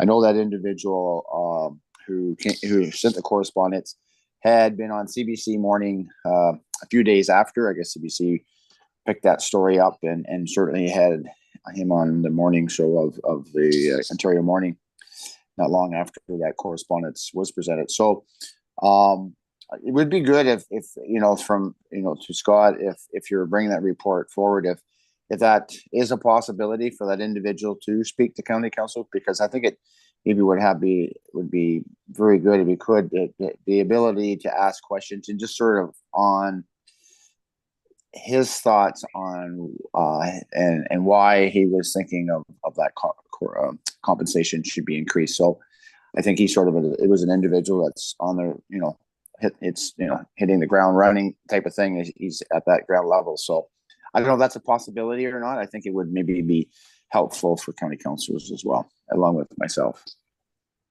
Okay, I did see Director Taylor did make a note while you were speaking, so I'll just look to him. Through you, Madam Warden. Thank you for your question, Councillor McQueen.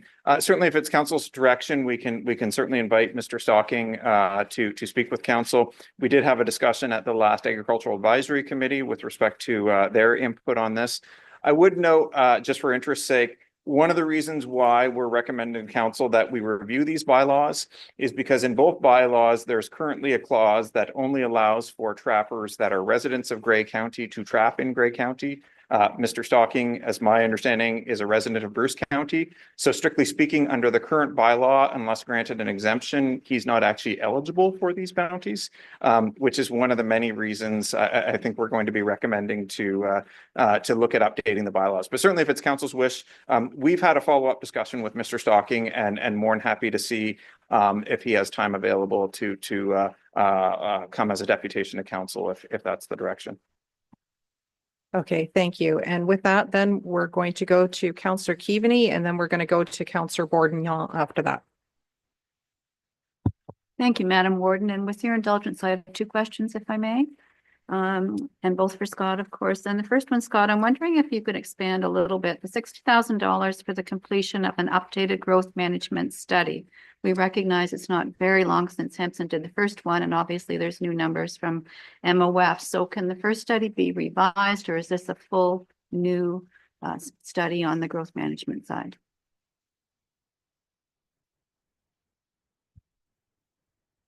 Sorry, through you, Madam Warden. Great question, Councillor Keaveney. We've been doing growth management strategies at various intervals since about 2007 now. And anytime we do an update or a new study, it's always building off the previous study. So certainly, as you noted, that previous study was done in 2021, so it's still relatively recent. But when we do an update to these studies, we would look to take in all the most recent information. So we'd consider the 2021 study, we'd consider the Ministry of Finance numbers, but then we'd also chat with each of your 9 municipalities to get on the ground growth numbers in that regard, both in terms of the planning applications that are coming in, but even more importantly, the building permits that are coming in. So this work would build off the previous work. It would be a slightly expanded scope, both in terms of the Ministry of Finance numbers, but also in terms of some of the numbers that Liz Buckton is needing to work with on the Housing Action Plan implementation, and dating back to that Town of Blue Mountains request with respect to regional direction or a regional housing strategy in that regard. So we're hopeful that we can feed 2 birds with 1 stone here and get some of the work we need for the growth piece, but also for that Housing Action Plan implementation piece, which is why the 60,000 is slightly more than the 50,000 we had considered in the 10-year capital from a few years ago for this project. Thank you very much for that, Scott. And with Madam Warden's permission, my second question in relation to invasive species. I note the buckthorn program, but is the county doing anything specifically about hogweed? Through you, Madam Warden. We don't have a targeted program there other than obviously trying to eradicate it when we find it, kind of thing. So Gray Sauble staff regularly patrol both our county forests and the CP Rail Trail in that regard. And then we also have keen trail users that are quick to point out certain things. So we are working on invasives on a number of fronts. We're also looking at applying for some invasive species fund or invasive species eradication funding early in the new year, but we don't have a targeted hogweed program in the same way that we do buckthorn in that regard. But that also doesn't mean we're ignoring it. We're still trying to eradicate it where it does pop up. Okay, thank you. And next we'll go to Councillor Bourdignon. Thank you, Madam Warden. Through Warden Matusoff's to Scott. Councillor Keaveney did ask one of my questions, but Scott touched on it briefly, and I'd just like to expand on that. Looking at the Housing Action Plan and the requests, not just from the Blue Mountains, but we could have 9 different plans out there, and I think it would make sense, and that's why we looked at it from the local level. From a regional standpoint, based on the numbers looking at 30,000 per year and the requests to make it more countywide to affect all municipalities, is that an adequate number when you factor in with the 60,000 for the growth management plan? Through you, Madam Warden. Thank you for your question, Councillor Bourdignon. So Liz Buckton could speak to this far more intelligently than I could. But there were 3 reports brought to Committee of the Whole on October 10th, which considered sort of the broad scale of the Housing Action Plan implementation. It covered things like what have we done to date, what do we still need to do, and how could we work together to come up with a regional strategy similar to the town's request, but that would serve all. And so if I can paraphrase Liz's reports in that regard, through updating the growth management strategy and through working with the rural housing information system, we're thinking that will set us in good stead from a data perspective, such that we can do additional work in-house on that regional strategy front, using tools like the housing needs assessment tool that CMHC has put out and various other data sets. So the plan for 2025, should council support this budget, would be that we're working to get all that data in order in 2025 to set ourselves in good stead to start to work on sort of that regional strategy, probably later in 2025 and more so into 2026 in that regard. Certainly happy to expand on that if you wish, but at a high level, that's my understanding of the project.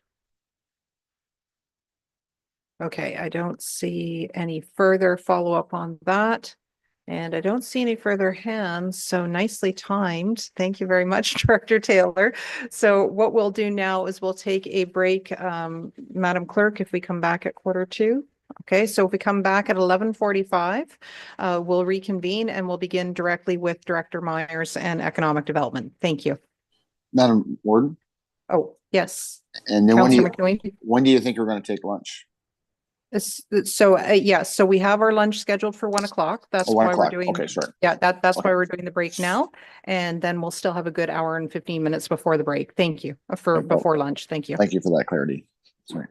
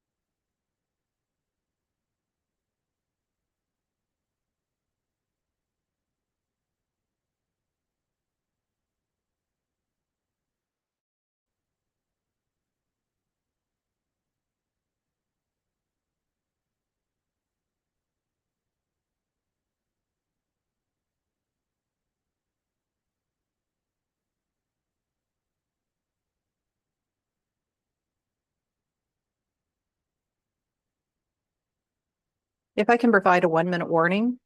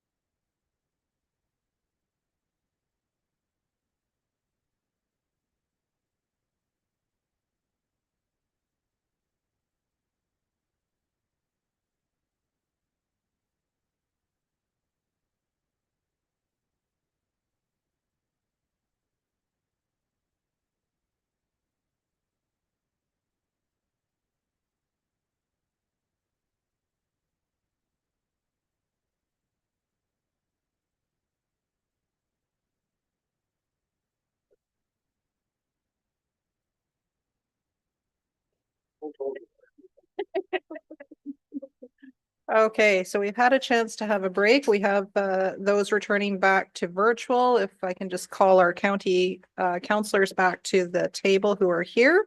We are next going to be hearing from Director Myers.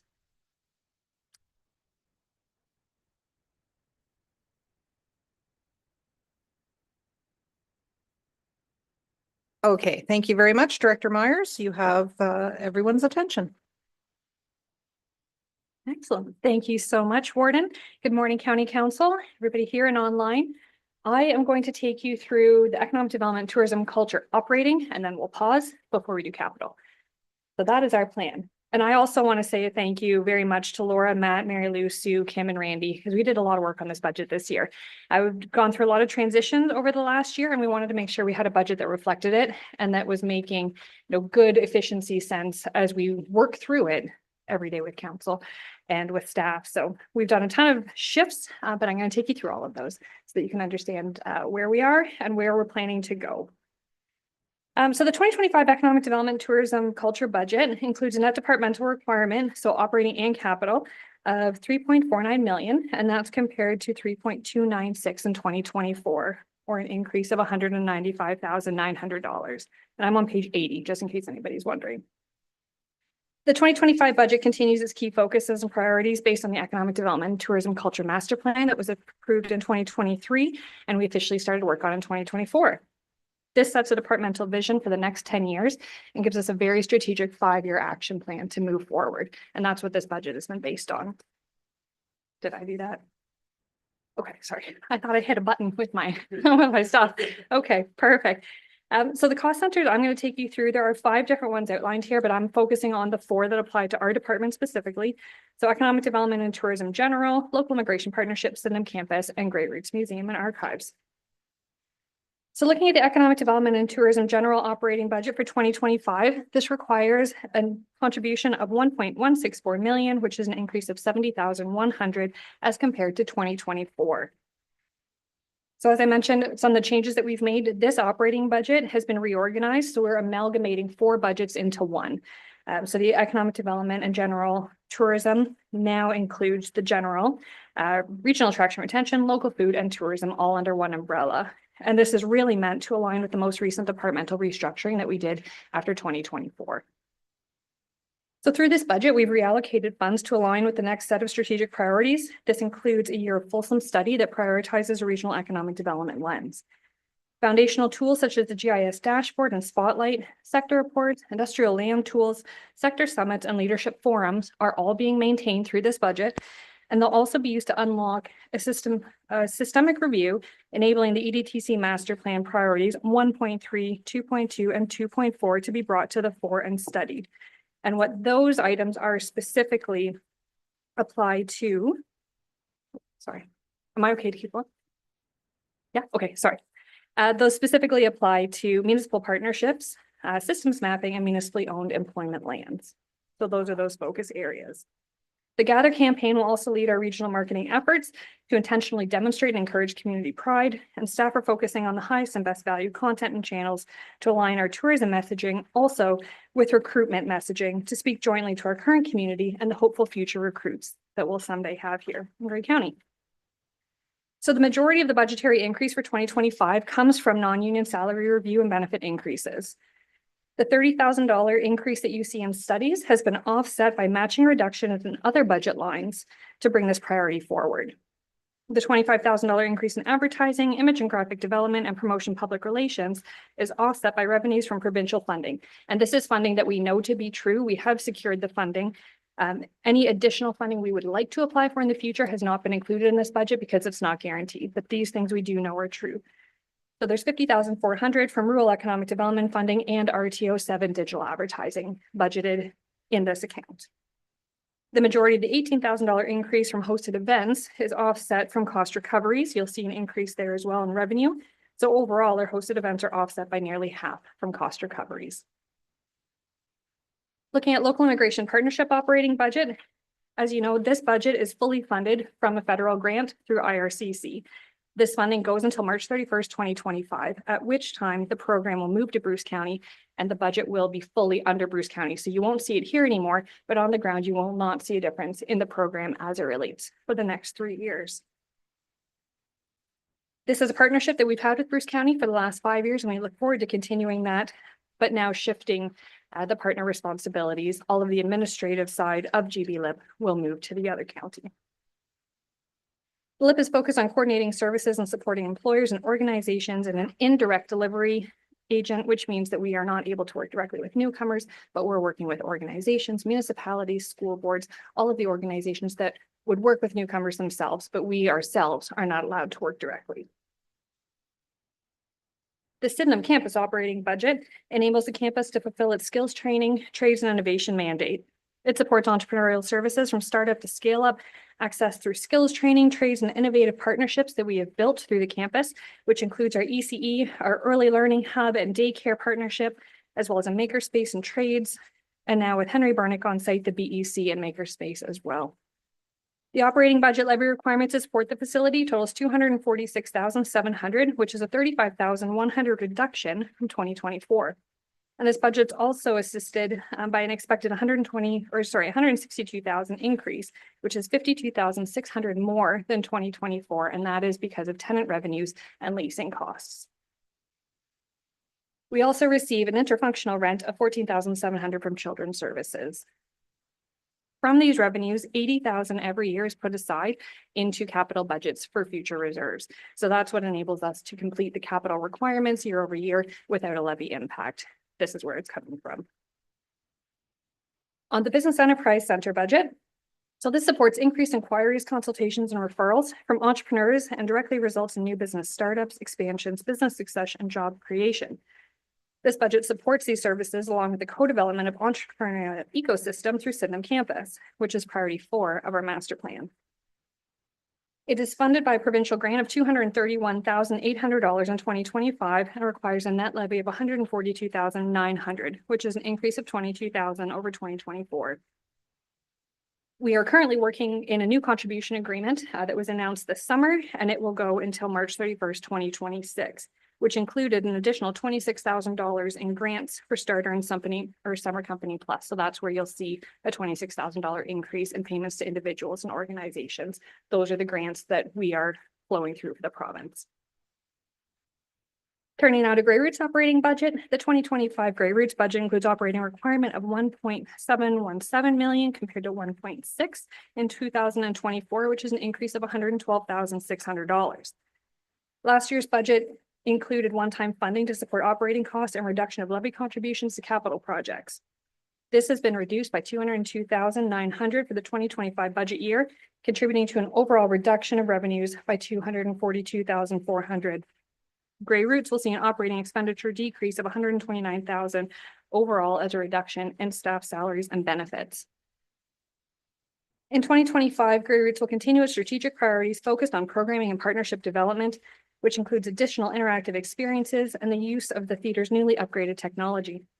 Grey County Gallery will be completed from substantial renovation in 2025, which is very exciting because it is original to the building from 2004 and provides a foundation for programs, workshops, events, and lectures. Staff anticipate a banner year because dinosaurs are coming back. That is our summer exhibit from May through September from the American Museum of Natural History. So we already know that we're going to have excellent showing next year at Grey Roots. During this time, Morrison Heritage Village will undergo some operational adjustments so that we can better provide access and experiences for staff, volunteers, and visitors alike. We're in the middle of a lean project right now and really looking forward to some of the recommendations coming out of that for 2025. Okay, thank you very much, Director Myers. And just before we go to questions for you, I just want to give a moment for the Grey Transit route. I'd like to give a moment to CAO Windgrove to add something on there. Thank you.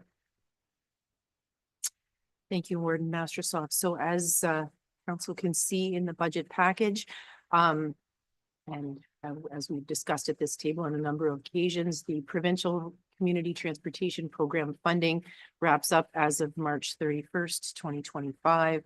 Council had earlier made a decision that without that provincial partnership, we wouldn't be extending the existing service. Since that time, there have been two new program announcements. The Rural Transit Solutions Fund, which is a federally funded grant program, as well as the Ontario Transit Initiatives Fund. Grey County is working actively with a number of partners on applications to both of those programs. And specifically, and I think this is something that's pretty new for us, we are looking at developing a solution with input from Bruce, Dufferin, and Wellington counties, as well as with, as I say, some of the nonprofit providers. This is a very it's a project really based on information gathering and analysis about how we can leverage the existing investments that are made by a number of entities into various transit solutions and what the opportunity might be to bring all of those things together. The OTIF program, the provincial program, also provides some operating money where the federal program is strictly for the planning and analysis project. In an earlier discussion with the Budget and Finance Committee, we talked about providing some seed funding by Grey County that would support our contribution to an operating aspect of the project, as well as a little bit of the consulting that might be required to move this whole thing forward. So what you have before you is $178,000 in one-time funding. The 78 is the money that was required to take us to March 31st on CTP, and the $100,000 would be if we were successful with our grant applications. This would be the county's contribution to seeing those projects move to fruition. I'll have a little bit more to say about some of this in closed session, but that's the explanation for the $178K that you see here. Okay, thank you very much. So if we could put on the screen our virtual participants, we'll open it up to either questions for Director Myers or for Madam CAO. And I'm looking around the room, not seeing any hands go up here. I'm looking on the screen, no hands. Well, Director Myers, you did give us a lot of information, so thank you very much. I think that's it. I think you've anticipated questions and answered them along the way. Okay, excellent. So that allows us now to move on to the capital side.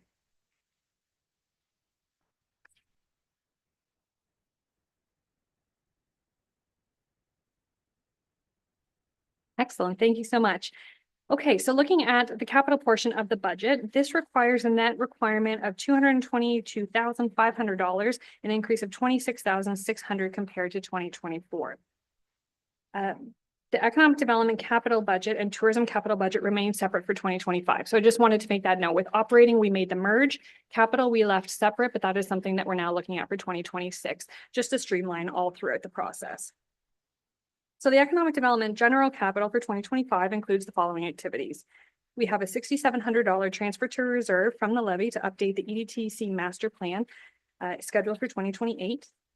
We have $3,100 transfer from reserve from levy to replace the tourism vehicle in 2026. You will note that we have moved that back several times because our vehicle is still operational and functions, everything's fine with it. So every year we will reassess that. And if we are still in good shape, we'll bump it back again. So we won't replace it until we absolutely have to replace the vehicle.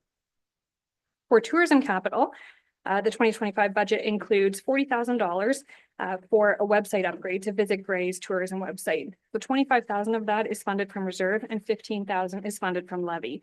This has been aligned to the Grey Routes website update in 2025 in hopes that we can seek some economies of scale through the redevelopment of both sites within our department.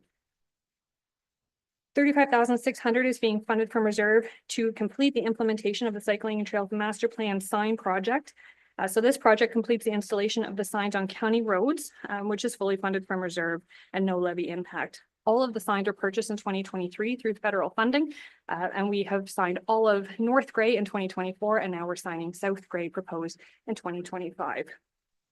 We also have a $6,700 transfer to reserve towards the future master plan from the tourism component, $4,700 transfer to reserve for the tourism vehicle replacement, and an $1,100 transfer to reserve for future sign replacements, which would include wayfinding signs, cycling signage, any of the signage that you see out on the roads. Sydenham Campus capital budget. This budget includes $345,000 in reserve funding to complete HVAC improvements, which we started in 2024. We've had good success so far with our rooftop unit replacements and air source heat pump to align with our climate change policies as well. But we would like to continue that project and finish it with the internal units. So we have 26 internal classroom units that all run on electric, all individual, and they suck a lot of power. So we'd like to upgrade that technology and do the necessary work within the budget that we have allotted.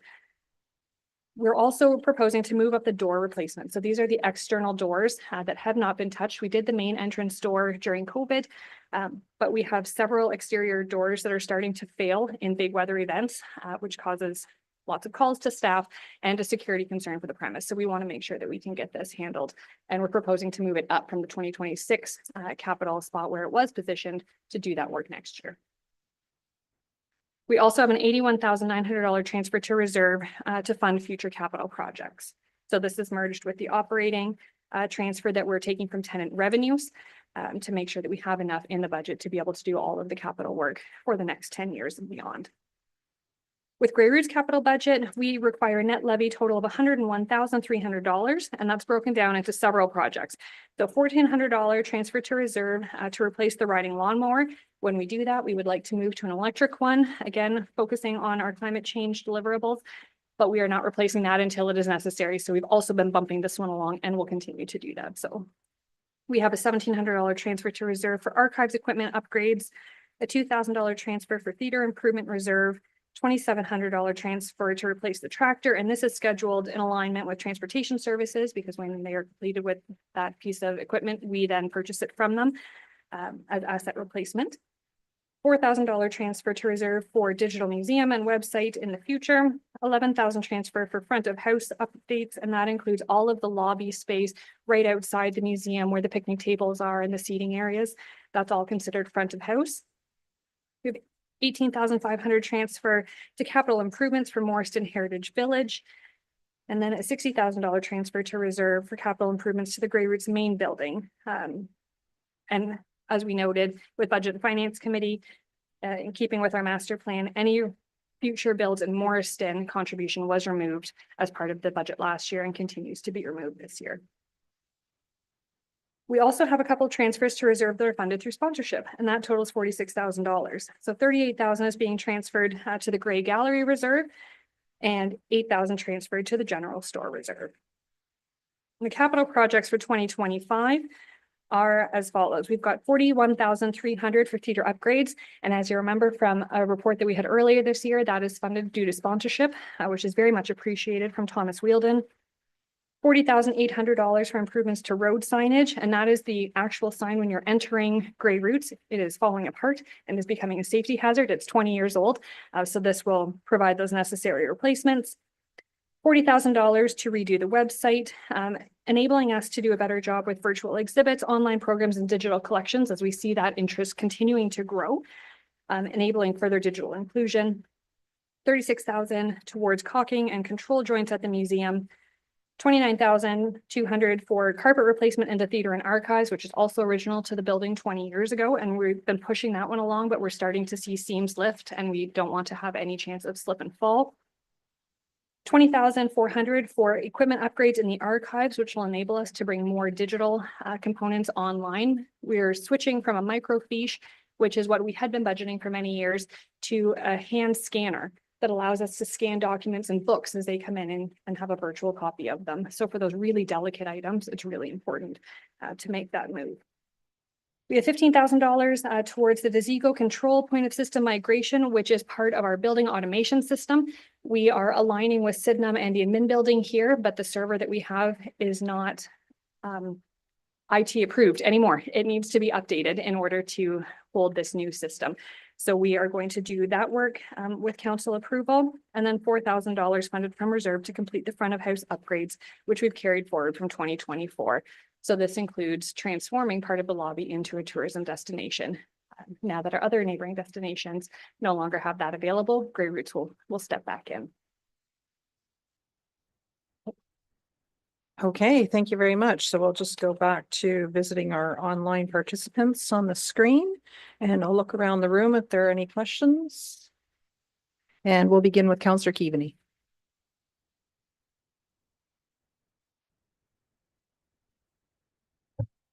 Thank you, Madam Warden.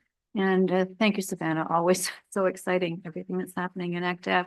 Just one question in relation to the signage. And I remember it's a few years ago now when RTO 7 was supporting some of the lower tiers in the county with wayfinding signage. So just curious to know if there were any similar programs happening now, or in what way do we really work with RTO 7? That's a great question. Through you, Madam Warden. We work very closely with RTO 7. We haven't on the wayfinding side of things, only because the requirements have been very particular. And RTO 7 a couple of years ago gave everyone the opportunity to decide what type of wayfinding signing or signage would make the most sense in their communities and within their budgets. So they have been really flexible and accommodating. So we mirror a lot of what they have, and that's why the color consistency with the blue signs, green signs, yellow, whatever it happens to be. But we aren't doing a project specifically with RTO 7 at the county level, but trying to mirror and align. Okay, thank you. And next we'll go to Deputy Warden Milne. Thank you, Madam Warden. Savannah, thank you for your description of the budget here. Specifically, Grey Roots and transfers to reserves for future building in Marston Village. I identified this during the budget deliberations at the committee level, and I'm still concerned that if we're not planning to put any more buildings into that village in the future in terms of building reserves, it's very likely to keep putting it off. And I think it's important to always build for the future, anticipating new and exciting things in the village. I mean, if we'd never been putting anything into reserves for the general store years ago, it probably never would have happened. So I'm just wondering, what are the plans to mitigate that lack of putting money into reserves for new builds in Marston Village? Please. Thank you, Deputy Warden. That was an excellent question, and I do appreciate it. Have thought a lot about it since Budget and Finance Committee. And if council would indulge, what we would propose as staff is to complete the lean project that we're working on in the village right now, so that we have a really good understanding of how we're able to continue operating and maintaining what we have today.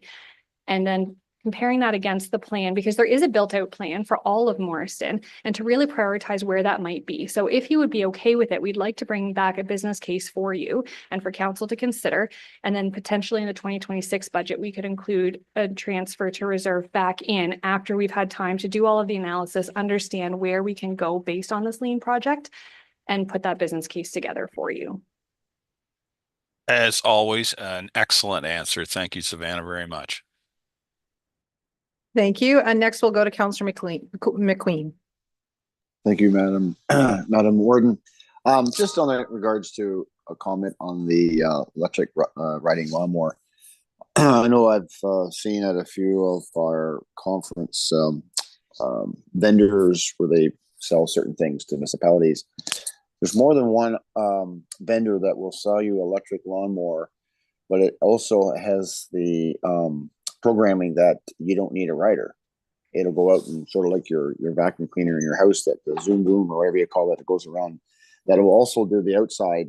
Once it knows its boundaries, it just goes out and cuts the grass on its own. So I don't know if that's something that I just wanted to raise it because I have seen it and I thought, if that saves or has an issue with staffing and stuff like that, and it does it automatically, it may be something that, and maybe there's a grant available for something like that technology as well. I don't know, but anyway, just food for thought. Okay, sounds like a motorized goat. Okay, are there any other questions? Not seen any others. So thank you very much, Director Myers. It looks like we are ready to move on. We have 45 minutes remaining before lunch, so we are ready to move into human services. So I'm going to invite Director Spicer back up to do an introduction.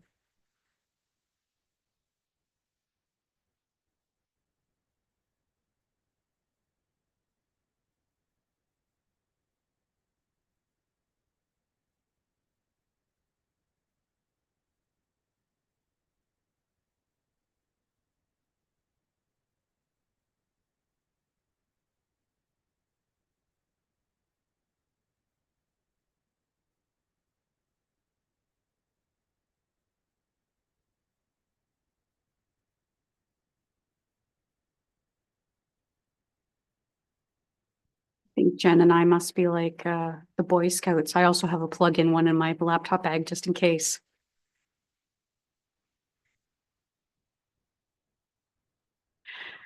So, thank you, Madam Warden.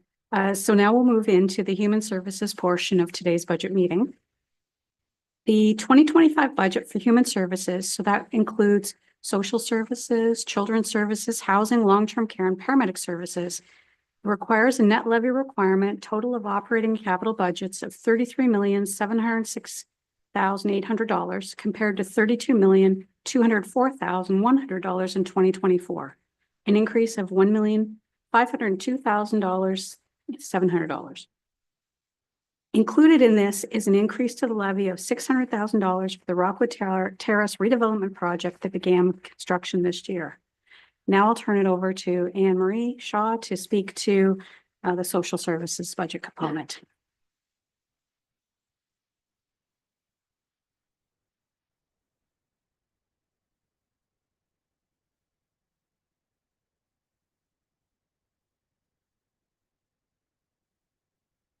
Thank you. Good morning, everyone. Starting off with our social services budget, this includes Ontario Works and early learning and childcare. We have a budget of $3,719,000, which is an increase of $152,700.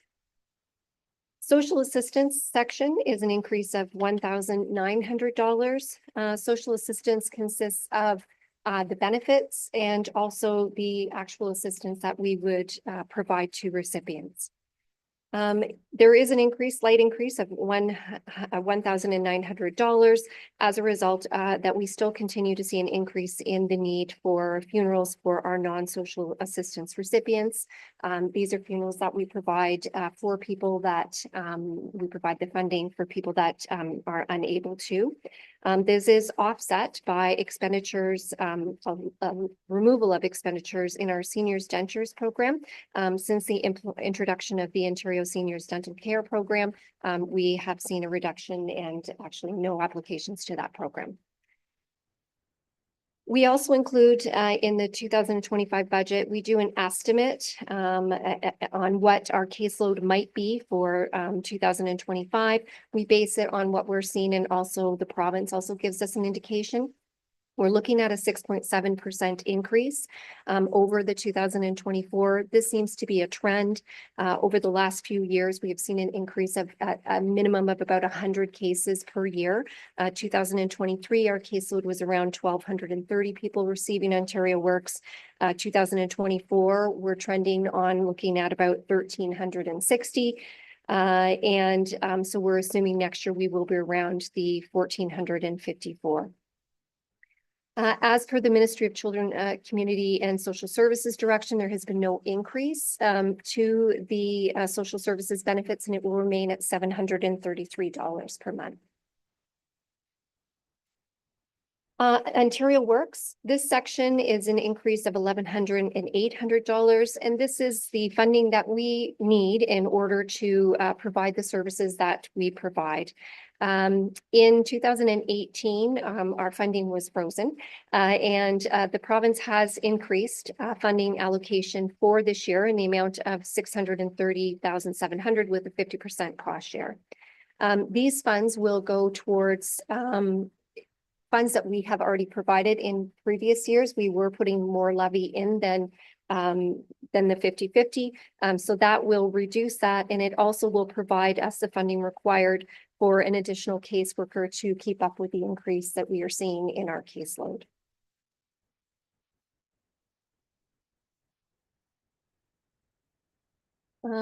Early learning and childcare.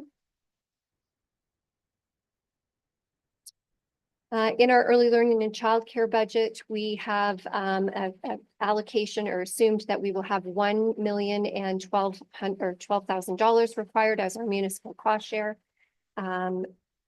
We did see a decrease in our funding, administrative funding, from 10% to 5%. This had a significant increase on our budget, but we did come to council previously, and we did have a reduction in 3 positions. That would be our looking at a reduction in 3 positions of trying to find it where it is here. We've a fee subsidy worker, a professional learning, and also one of our managers, our early learning and childcare managers.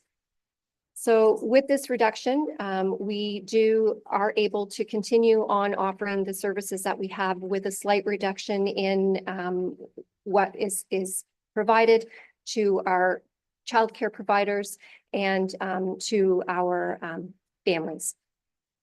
We'll keep on trucking in 2025 to try and determine what other concerns or shortages these may meet or may make, but we will certainly be back to council if we're seeing any significant decreases or results in the community because of the cuts.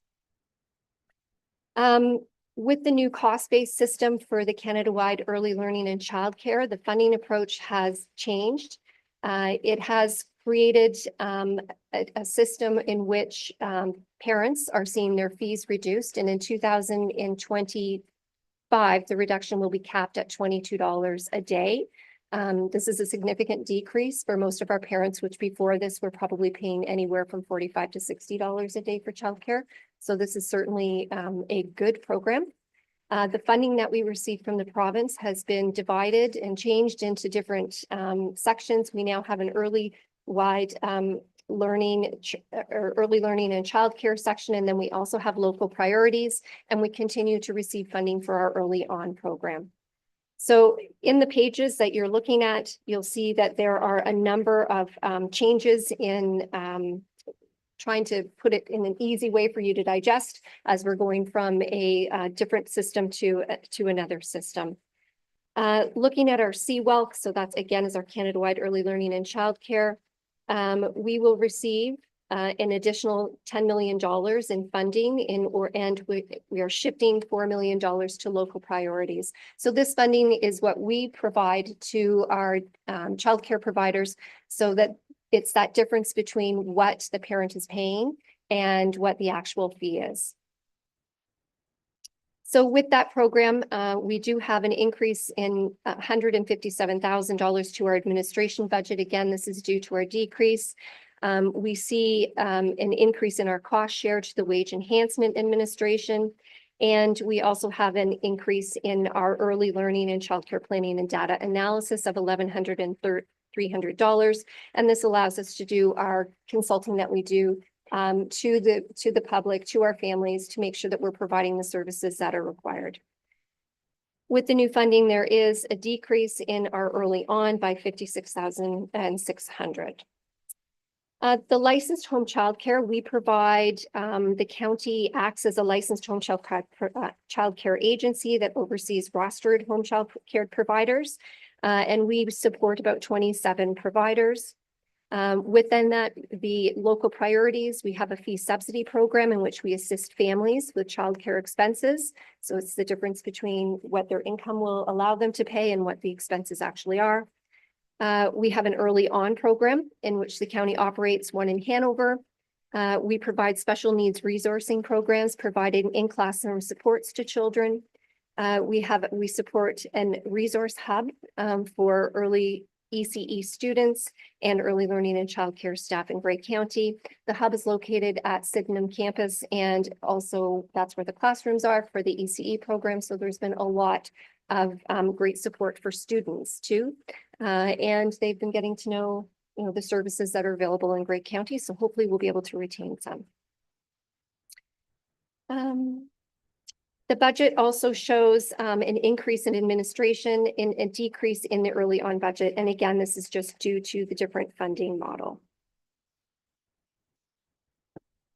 So if you look on page 124, we provide an Indigenous-led operating budget to Mawikwadon, and this is a provincially funded and supported program. We also have our county social initiatives. So these initiatives are various, programs and services that were at one time approved for council funding that are there to provide services in gaps where we find gaps in services that are in the community.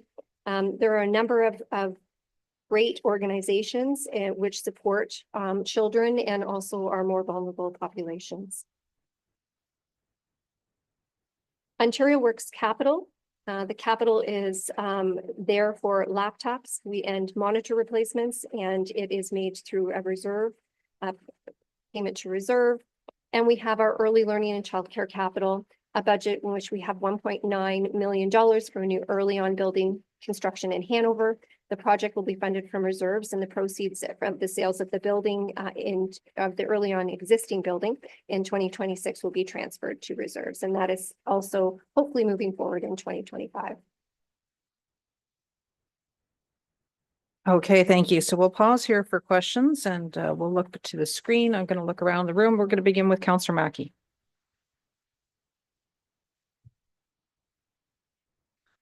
Thank you, Warden. Thanks, Anne Marie, for your presentation. The county services initiatives, roughly $300,000. That how is it evaluated, or when is it evaluated to make sure that we are getting the best bang for the buck, and those dollars are going where they really are going to have the biggest impact? Through you, Madam Warden. So each year we ask for an annual report on what the monies were spent for, and look at whether or not that service is still required within the county, and whether or not there's another service that might be similar, where we could look at combining funds or looking at organizations and having a conversation about that. For example, the Keystone Services Counseling for School-Aged Children, that supports 60 individual children who have very high needs. And in fact, most of the time the person goes to them. So they provide a wraparound service. A lot of the times it's either in the school with that child or at home. So it's a service that there is not funding for that particular need through MCCS as at the time. And it's actually a program that was came about because of that need and has grown exponentially. Funding has stayed the same though, and they have they have managed to make it work with the funds that we have given them. So those are the things that we kind of look at to determine whether or not they're still relevant. Okay, I'm not seeing any hands online. We'll go to Councillor Eccles. The dental program, how is that integrated with the dental program that Grey Goose Health Unit runs as well too? Is it enhanced or are they just integrated?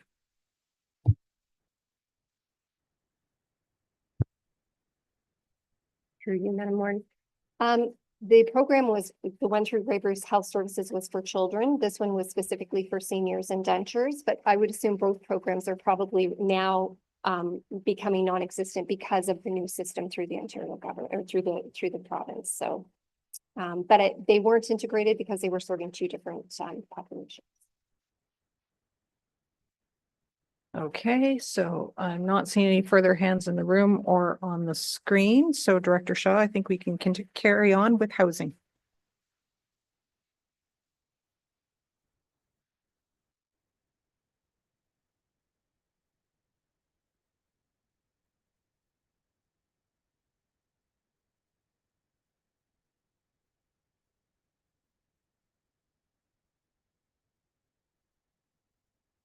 The 2025 housing budget includes a net operating capital requirement of $9,226,000, which is an increase of $576,300. Revenue, we are seeing an increase in our revenue from our tenants of $42,200 compared to 2024. This is an estimate in what we are hoping to see. We are also seeing an increase, I guess an increase in bad debt write-off, which increases our budget by $12,000, and a decrease in some of our our other revenue, which is yeah, get that out. Our other revenue, which is probably our laundry. So overall, our tenant related revenue will reflect a budget increase of around $18,700. We are seeing a reduction in our federal funding.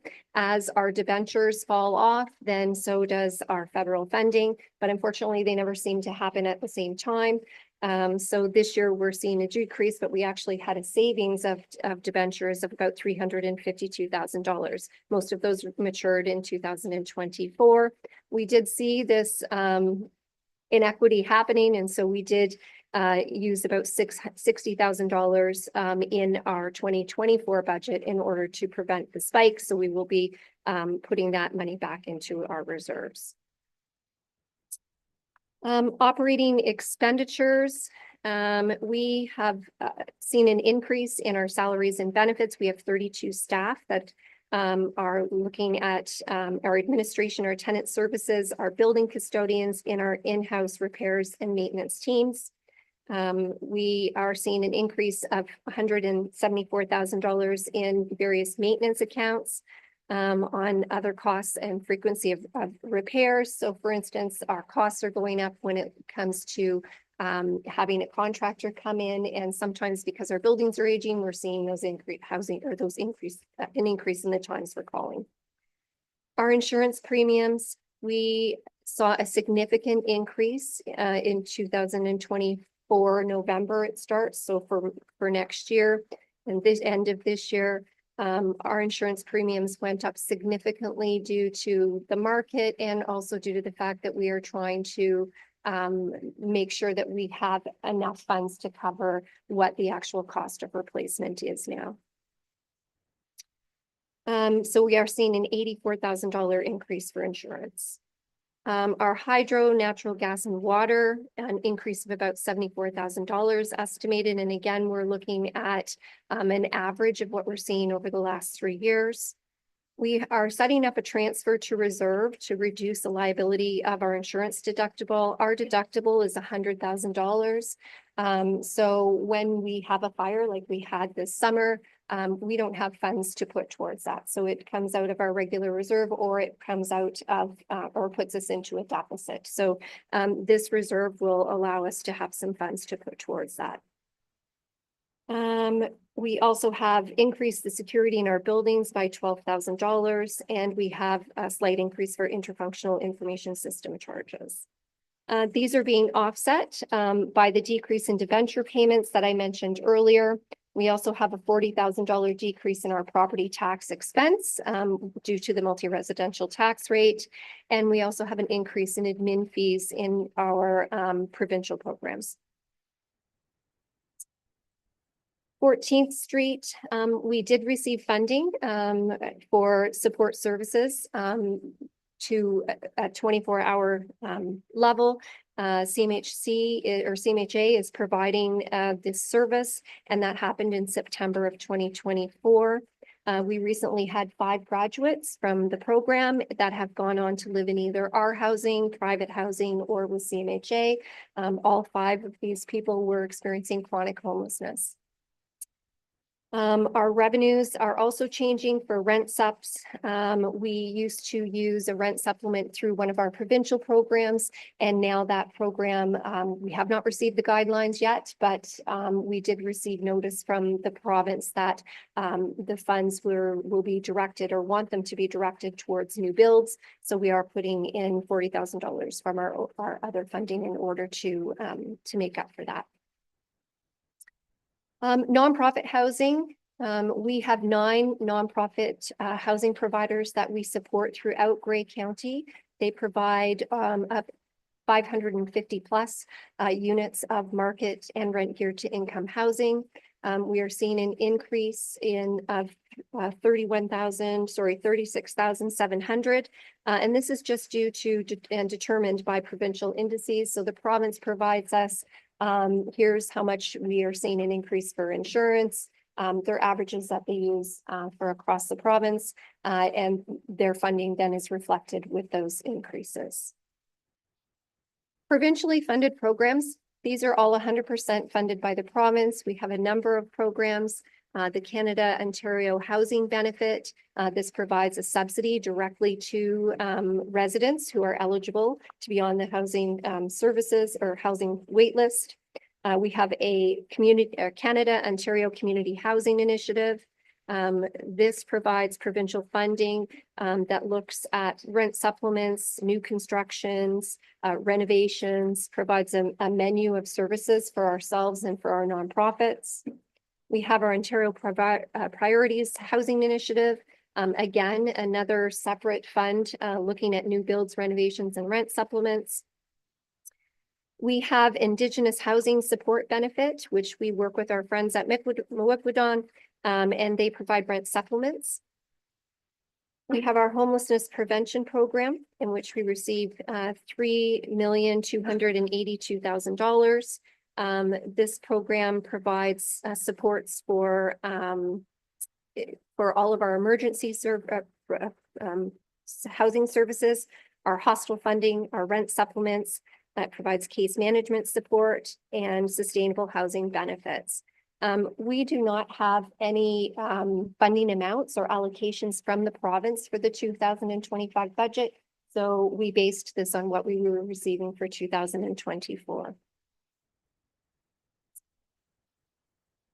And then next I'm on to capital. Would you like me to break for questions, Madam Chair? Yes, this is a good time for us to take a pause. I'll look around the room. And I'm not seeing any hands in the room. I will go to Councillor Carlton. Thank you, Warden. Just a question for Anne Marie. When you say that you're basing some of these numbers on 2024 amounts that were received, do you expect to see any increases in any of those items going into 25 and 26? Through you, Madam Chair. I hope so. I think that housing is in the forefront. Housing is then a big issue. It's a crisis right now. I think that with an election coming up, we're hoping that we're seeing the same funding, if not more. There was an announcement on yesterday that came out about encampment funding. So we're looking forward to possibly getting some more funding for people experiencing homelessness in our communities. Thank you. And next we'll go to Councillor Nielsen. Thank you very much, Warden Microsoft. Just a question regarding the revenue and the 42,200 from collected from tenants. Can you just help me understand is it a percentage increase that the province allows us to increase the rents over? Is there an increase in rent, or is this more of an increase due to the number of units? Through you, Madam Chair. There's a couple of factors. One would be an increase that we would see through our own rent. We have a maximum that we can charge. So for instance, it might be a 1-bedroom might be $550, and then we would increase it by a certain percentage, whatever the rent percentage might be, maybe 1.5%. We don't have a whole lot of people that pay maximum rent, but that would account for some of this. And the other one would be for CPP and OAS, someone that is on a fixed income will receive a little bit of an increase. So 30% is what we always look at. So that 30% might increase slightly too. So for the 1,000 units that we have, it'll be a slight increase of 42,000. Okay, thank you. No further hands on the screen. We'll go over to Councillor Patterson. Thank you, Warden. Anne Marie, can you speak to the number of names on the waiting list and how it compares to other years and the time? Are we still looking at like 1 to 5 years? Through you, Madam Warden. Numbers on the wait list have increased significantly. We are up over 2,000 right now. About 70% of our wait list is usually from Grey County. That's significant because often people are desperate and they'll put their name on a lot of wait lists around the province, but when we make an offer of housing, they don't normally take it. That's significant. Yeah, we've had a large increase. Last year we were around 1,500. The year before that, like we seem to be expanding quite a bit. There is a housing shortage and a housing crisis out there, and we're certainly seeing it. As for timing, that of course has increased, depending on what type of housing, what type of unit and where, but normally we're looking at anywhere between 4 to 6 years. Now we were usually around that 2 to 5, probably probably pre-COVID, we were anywhere from 1 to 3, then 2 to 5 afterwards, and now we're probably 3 to 6, depending on the housing. Thank you very much. And Director Shaw, the number that you mentioned had graduated out into permanent housing. Could you just circle back to that? I didn't quite get the full numbers. So of the 14th housing supportive, we have 12 units and we've had 5 so far that have graduated out. And that's since September. So. Excellent. And as you mentioned, had previously experienced chronic difficulties in housing. Good news. Thank you. So with that, then I think we're ready to move on to the next section, and we're on page 127 for those following along. Thank you. Thank you. And on the capital budget, it's also page 336. So the 2025 capital budget requires a levy of $1.9 million, which is an increase of $175,000 compared to the 2024 capital budget. There is a total of $7,800,000 in projects budgeted, with $6.8 million funded from a combination of reserves, proceeds from existing sales of units, and federal and provincial grants. This includes $655,000 for regularly scheduled capital maintenance repairs. These are things in our community housing that we do every year or that we have every year, such as appliance replacements, landscaping, security, elevator repairs, site improvements, and other annual projects. And this is to the 991 units of community housing that we have. The budget includes a federal conditional grant of $1.9 million that we received from CMHC. We applied to a program in 2023 and were successful, in which we would receive 30% of our eligible repairs and upgrades to our housing portfolio for 2024, 25, and 26. And it's certainly making a significant enhancement to the money that we are spending in capital repairs. The capital budget is a combination of identified 2025 projects in the 10-year forecast and projects that were either delayed or put together because we were looking at doing groupings of projects. It includes supply chain issues for 13 projects that have been carried forward to this year. Some of those are HVAC systems, even though we order them and we go through working with the consultant to see what we may need. Then it is normally about 4 to 6 months in order for the actual product to get to us. The capital budget also includes $800,000 in fire remediation work to be completed for our building in Owen Sound, and this, of course, will be refunded by insurance. And I'm happy to answer any questions on that. But also we have our transfer for our Affordable Housing Fund, which sees an increase of $6,500 compared to 2024. Okay, thank you. So just before you leave the lectern, we'll just put it out there in case there are any further questions. Okay, not seeing any hands on the screen or here in the chamber. So thank you very much for that update. And next we'll look to Director Cornell. So we are with the introduction of long-term care at this point. Thank you. Great, thank you. Good afternoon, County Council. I guess this is what it feels like to be Scott Taylor. Maybe everyone would be more comfortable if you joined me at the election. Thank you. So I always like to begin with a reminder about why we do what we do in the municipality and why we operate long-term care homes. So for over 150 years, municipalities have operated at least one long-term care home, and Grey County has been doing that for over 120 years. So we have a long history of doing this work. And for the last decade or so, we have been working along the promise of providing long-term care home to color it your way. And that is providing resident-centered care. And you may have heard some really exciting announcements lately about emotional-based care. And emotional-based care is an umbrella phrase that really aligns or describes the work that we do in our long-term care homes. That is what the Color It Your Way philosophy is based on, is an emotional-based model of care.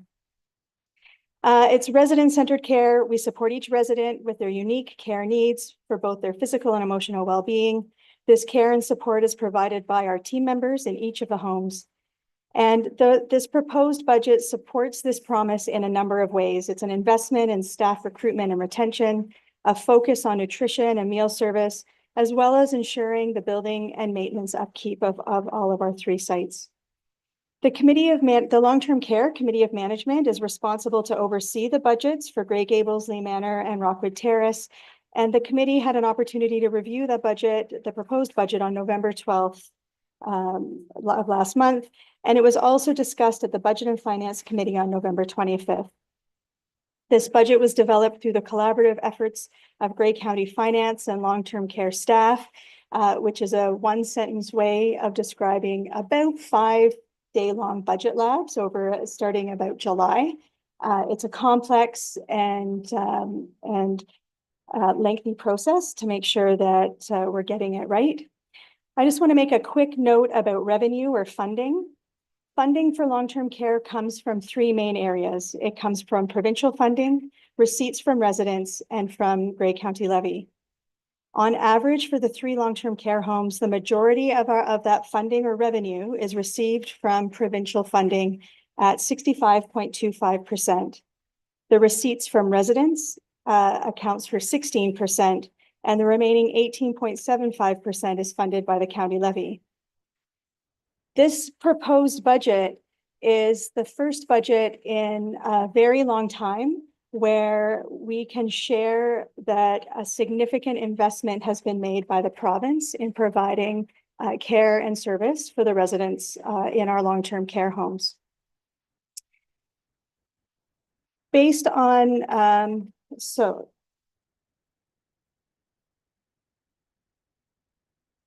And that investment is linked with the direct care hours and the goal of 4 hours of care provincially, a 4-hour average provincially. So based on that and our projected 2024 year-end surplus, the homes will be able to make additional contributions into our capital reserves as well. So this 2025 long-term care proposed budget, excluding redevelopment, contains operating and capital expenses of just over $48 million. It includes a net levy requirement of just over $8 million, which is a decrease of $730,900 or 8.12% over last year. When looking at the proposed operating and capital budget and rolling in redevelopment, it's a total of $99,847,000. And that includes, that still represents a decrease of $130,900 to the levy. I am so pleased to be able to bring a budget forward that is looking at the levy contribution. It's something we discussed a lot last year, and are really grateful for the provincial investment that allows us to do that today.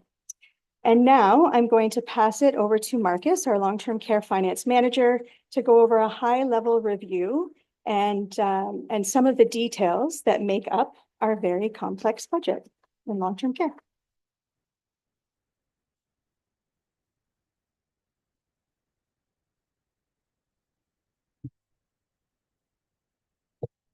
Thank you, Director Cornell, Madam Warden, Grey County Council. Again, I'm providing a high-level discussion with this as our Long-Term Care Committee of Management met on November 12th to review the budget, and we went into the depths of every page and every line as we went through. And additionally, the Budget and Finance Committee reviewed on November 25th.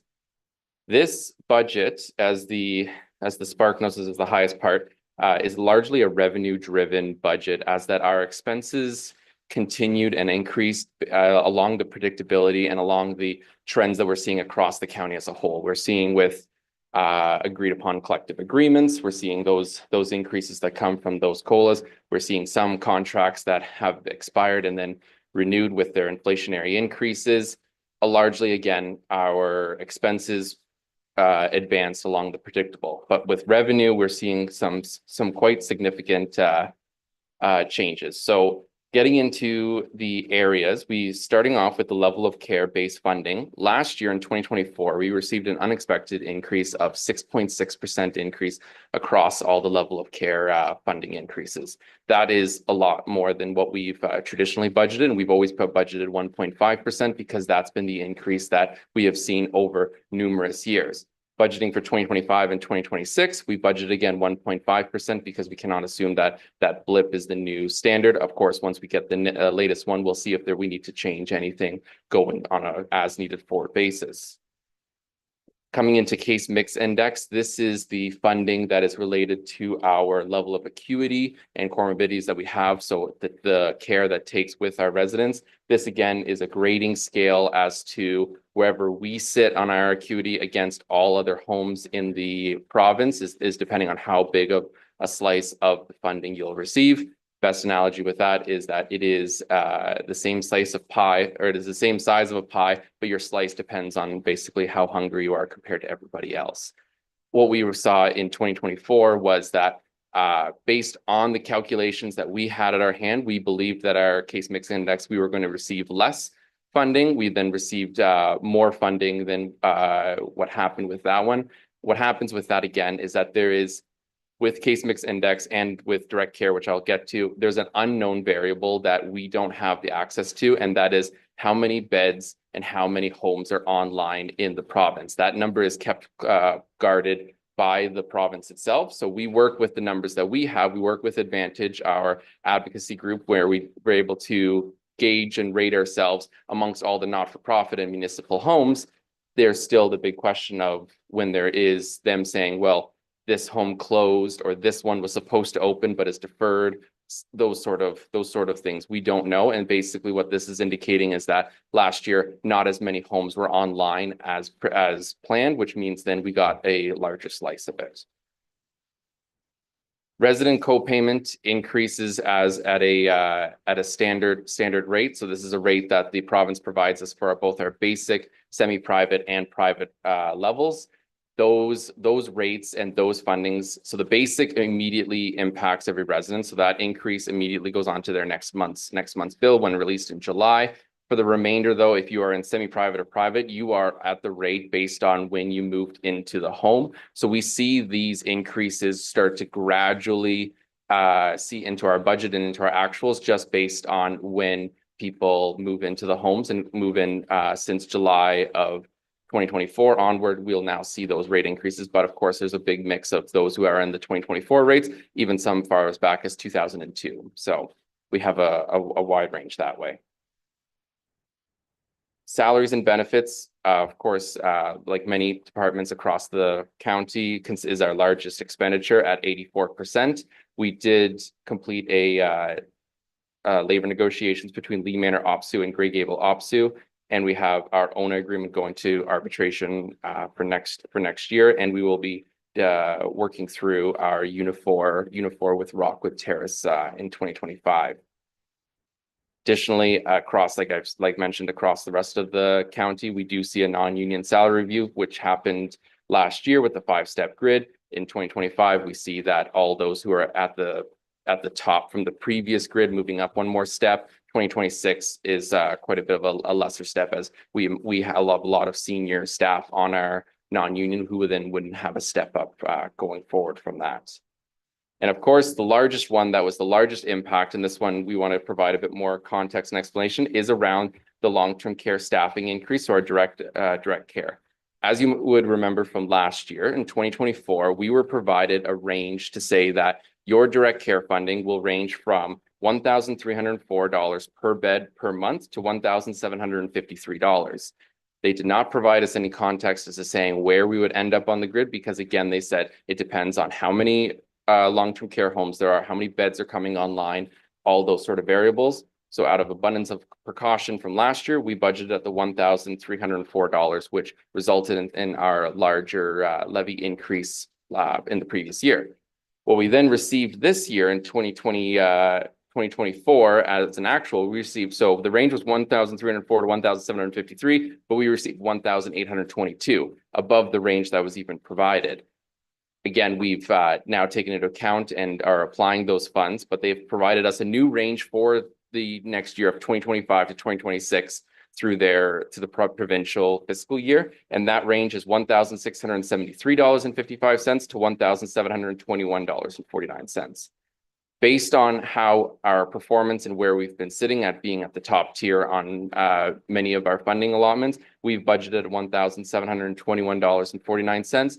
Having funds in reserves that if we were to come in at a lower amount, we would be able to cover that shortfall, but then being able to not have to rely on a levy increase with that. That is the overall summary of our budget for that's across all the homes. I'm here to answer though any questions you might have, if anything in specifics, or if there's anything in specific with any of our homes.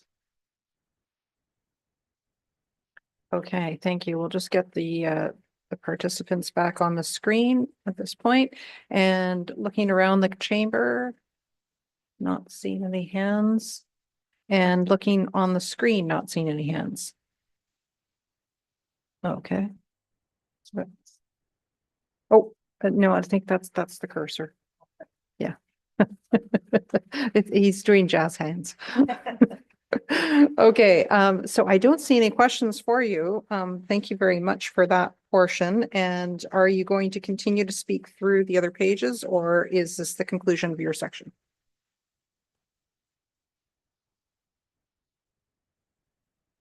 This was the planned conclusion at our section, but happy to answer anything that might come up or have any further ones. Okay, so I still don't see any further hands, so I think we're good. Thank you very much for all that information. Nicely done 5 minutes before lunch. Yeah.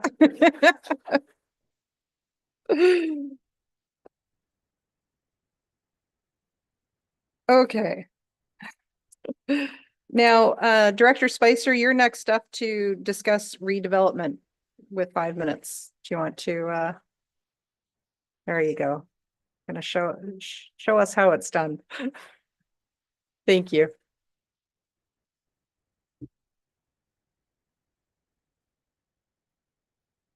Thank you, Madam Warden.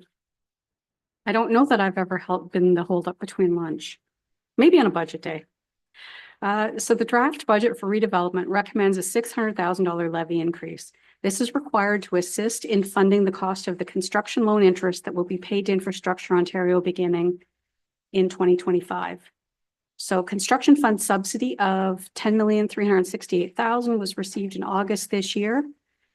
Based on cash flow estimates, we're estimating we're going to use just over 1 million of that in 2024, in addition to the $7 million we had in reserves that were set aside for the project. That'll leave about 9.3 million in construction subsidy for use in 2025. And then when we reach that point, we'll be accessing the construction loan from Infrastructure Ontario. And as a reminder, when construction loan is in play, we only pay interest. And then when we convert it to a debenture, that's when we begin making principal repayments as well. So the budget contains a number of assumptions. The timing of expenditures based on cost estimates provided by Collier's project leaders, contractors, consultants, and of course, interest rates. We have assumed a construction loan interest rate of 4% for 2025. Thursday's rate remained at 4.44%. With Infrastructure Ontario, and that was unchanged from November 22nd. I assume it will go down in the next few days based on the Bank of Canada 50-point basis reduction on Wednesday. And I'm happy to take any questions. Okay, I'll look around the chamber first. Not seeing any questions there. And if we can just go to the virtual participants, also no hands. No, I believe we do not have any questions for you. Thank you. Okay, so that allows us, we are now at 1 minute to 1. That's great. I do believe then we should pick up on paramedic services after lunch, Madam Clerk. Okay, and Madam Clerk, we'll break for lunch until? Okay, so if perhaps we could have everybody back at 1:45 so we can carry on. Everybody's in their seats at 1:45, ready to go. Then we will continue with, we'll be doing page 133, paramedic services directly after the break, and then we'll move into capital. That will end our human services and allow us to move on to transportation. Thank you very much, everyone.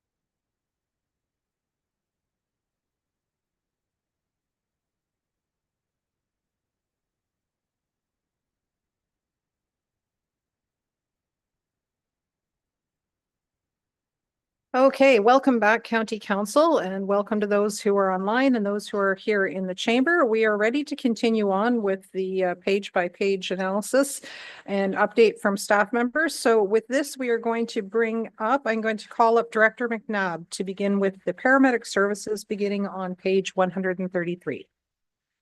Welcome, thank you.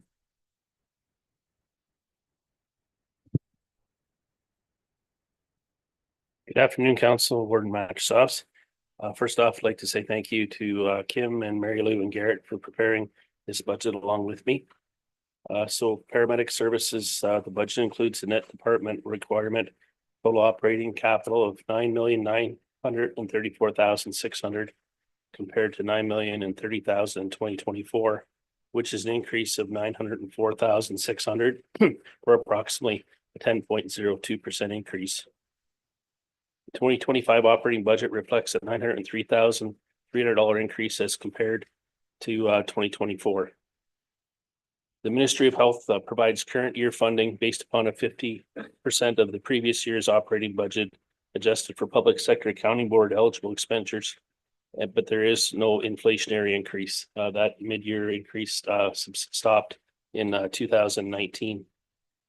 The 2025 budgeted grant amount of $10,512,000 has been calculated using that same assumption the assumption that model won't change for funding in this upcoming year. The grant excludes provincial funding for Ontario Health West and Ministry of Long-Term Care, which funds our community paramedic program and our supportive outreach program. As well, it doesn't include the funding for the designated offload nurse program, which is more or less a flow through from paramedic services to the hospital to fund the offload nurse. Excluding the community paramedicine program, wages paid to transportation services performing our repairs on vehicles and the service review enhancements, salaries and benefits have increased $660,500 as compared to the 2024 budget. As far as reasons for this, our salaries and benefits represent 80.7% of those operating expenditures. And the increases are cost of living adjustments, collective agreement increases, increased benefit rates, and increased number of lost time hours for backfill. For uniforms, the budget shows an increase of $55,600. This is primarily due to us purchasing new jackets in 2025. Those jackets are on a 5-year replacement cycle. This year, we will be implementing new software for electronic medical record for 911 and community paramedicine with budget approval. This movement will save us approximately $49,600. It'll also lead to significant savings in hardware costs. For medical supplies, we've seen a significant increase in medical supplies and patient care equipment since the beginning of COVID. And we've tried to match the 2024 actual to what the 2020 we try to match the 2024 actual to what 2025 is going to be. We've increased the budget by $26,000. We have recently just finished a medical and supplies tender. We hope we'll be able to see some savings through that though this year.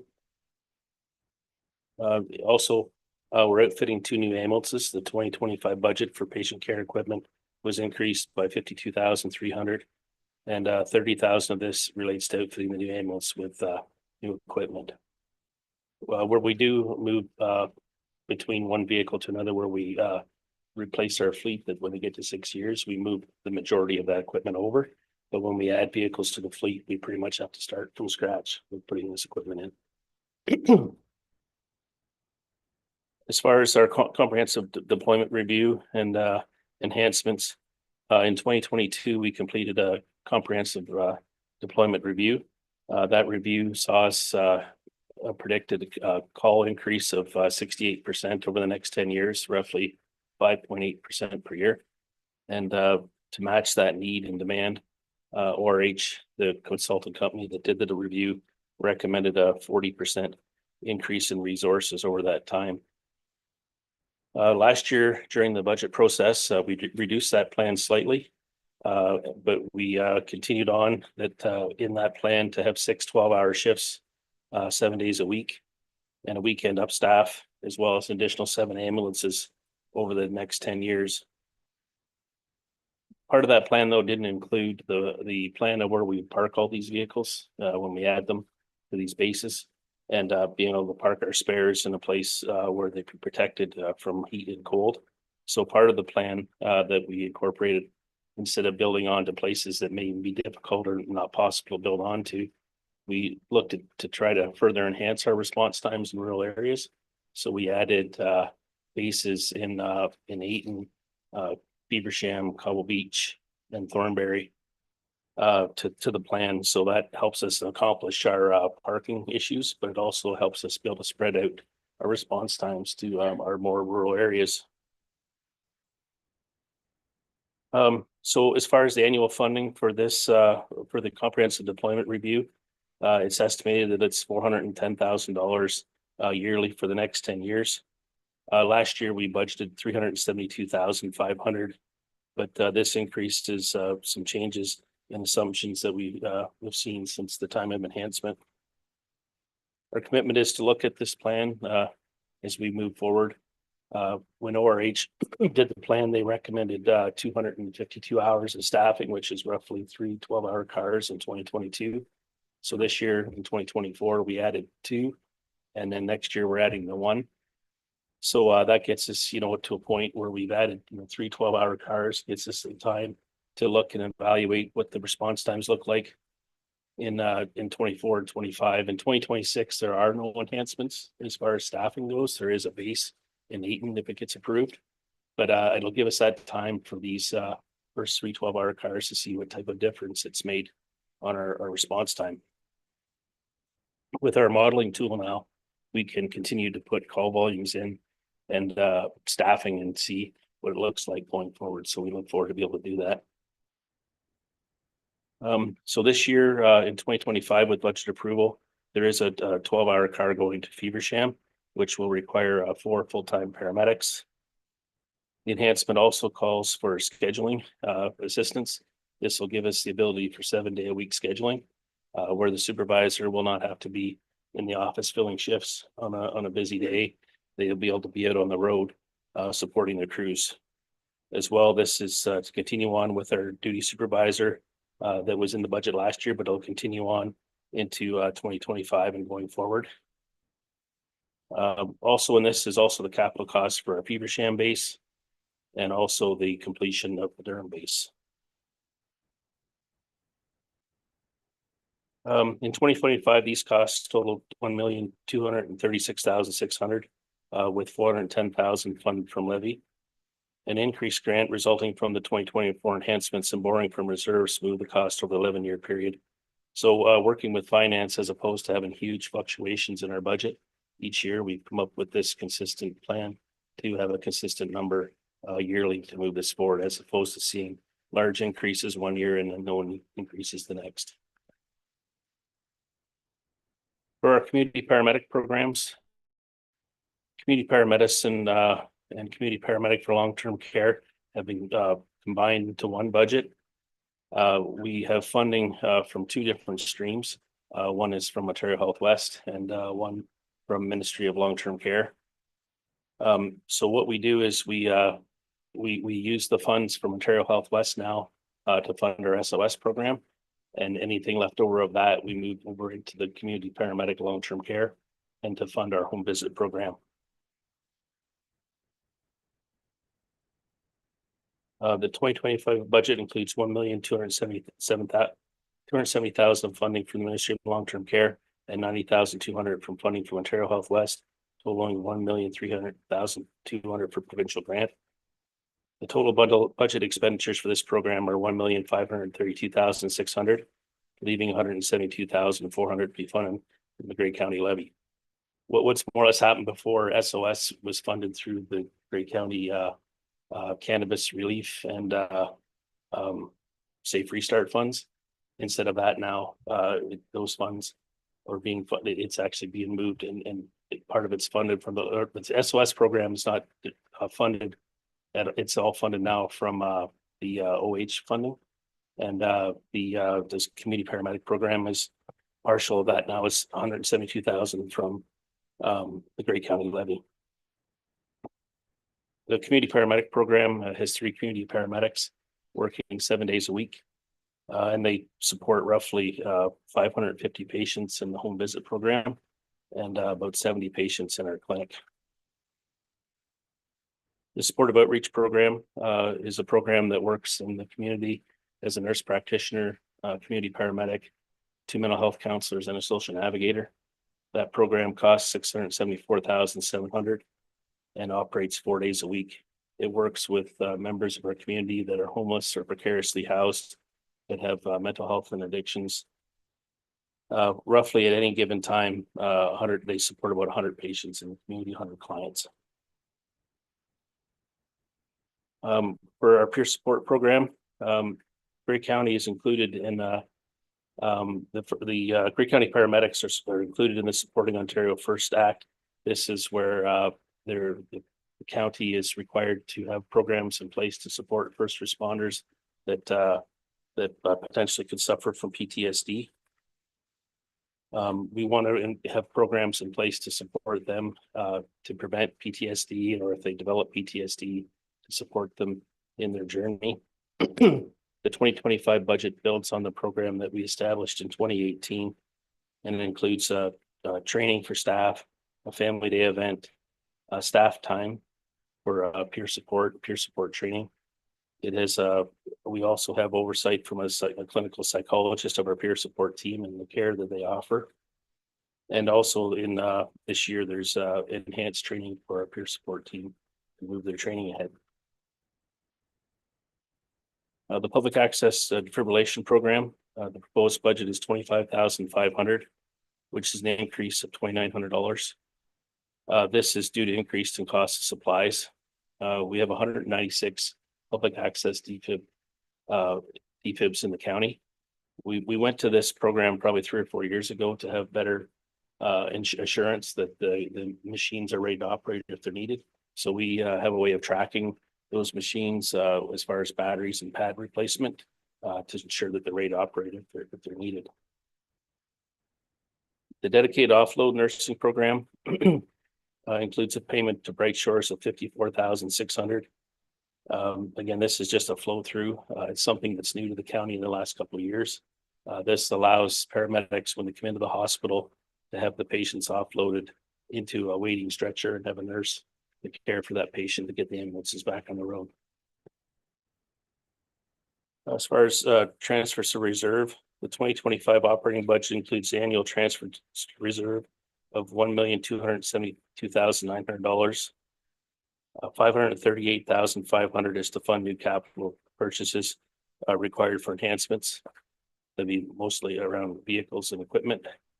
$717,300 to fund the replacement of existing capital assets. Again, most likely a lot of it's vehicles. $14,000 for the replacement of paramedic jackets, which we plan to replace every 5 years, and $3,100 for helmets and bags that have a 15-year lifespan. The vehicle operations budget has a levy requirement of $1,008,800. This is an increase of $52,700 and reflects $86,500 for fleet repairs. We're seeing an increase in number of repairs right now because the ability for us to get vehicles in a timely manner has been impacted due to COVID. I believe right now we just received our second ambulance of the 11 ordered, but we hope to be able to have a majority of these units come to us in the next year. So what we did is offset some of this by a transfer of reserve of $50,000 because we really hope that some of these maintenance costs will reduce once our fleet gets newer. Also in the budget, there's $8,400 for vehicle insurance, $2,000 for tires. And there's money here just to improve the configuration of the back seat of one of our response vehicles for carrying of equipment. And you want to wait for the capital budget? Yes, why don't we take any questions from that first portion and then we'll move on to capital. So I'll look around the room first and I'll go to Councillor Eccles.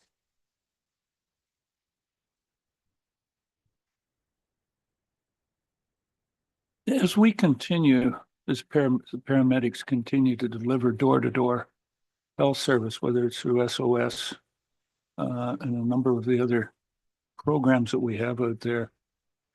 And not having that funded, certainly by the ministry, as we're taking a lot of these health concerns that I believe are being downloaded to us.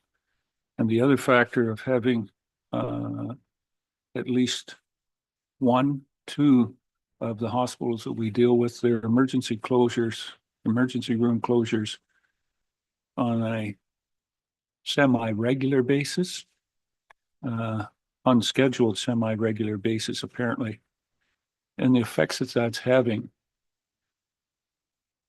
And the supply, as I said before, of the door-to-door medical assistance, predominantly health. What's our chances of starting to bill OHIP for these coverages and starting to generate the revenue that we're expanding here of the property tax being downloaded from the health? Is there any opportunity? There's a great opportunity to do it. Is there any chance of us doing it? Madam CEO seems to be giggling. We've been downloaded considerably here, and the province continues, as you said, in a number of these things, of moving us down in healthcare. And if the Ministry of Health wants to continue to do this, but they don't want to be the responsible one and put it down to the municipal property tax, then I think we should be sending a bill to the Ministry of Health or OHIP for these services that we continue to supply and enhance the supply. Does somebody want to make a comment on that or not?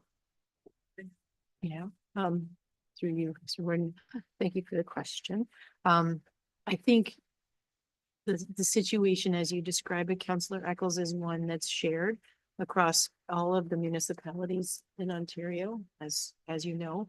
I think that, you know, our efforts in advocacy, both through Western Ontario Wardens Caucus and AMO and Roma, are the avenues that are available to us. I will say that, you know, at the boots on the ground level, Kevin and his team have been able to have very useful conversations with the local representatives of the ministry, and they have provided support to us on occasions with new initiatives that's been very much appreciated. But you're not wrong that compared to where we were 5 or 10 years ago, as far as the, you know, the difference between providing pure 911 service and where we are now is a very significant difference. Okay, thank you for that response. I'm going to go to Councillor Kentner next.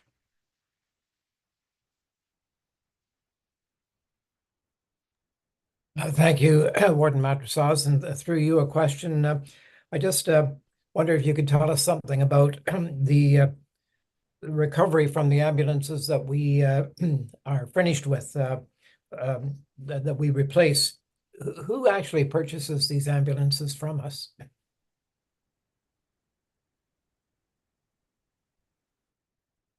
To start with, if we've in the past, we've offered them out to Bright Shores Health System for their transfer program. I'm not sure when the units we have now that are ready to go to be decommissioned and sold on the private market, if they will take those. They're significantly high on kilometers, but if they don't go there, then they would end up going on our government deals, and people would bid for them on there.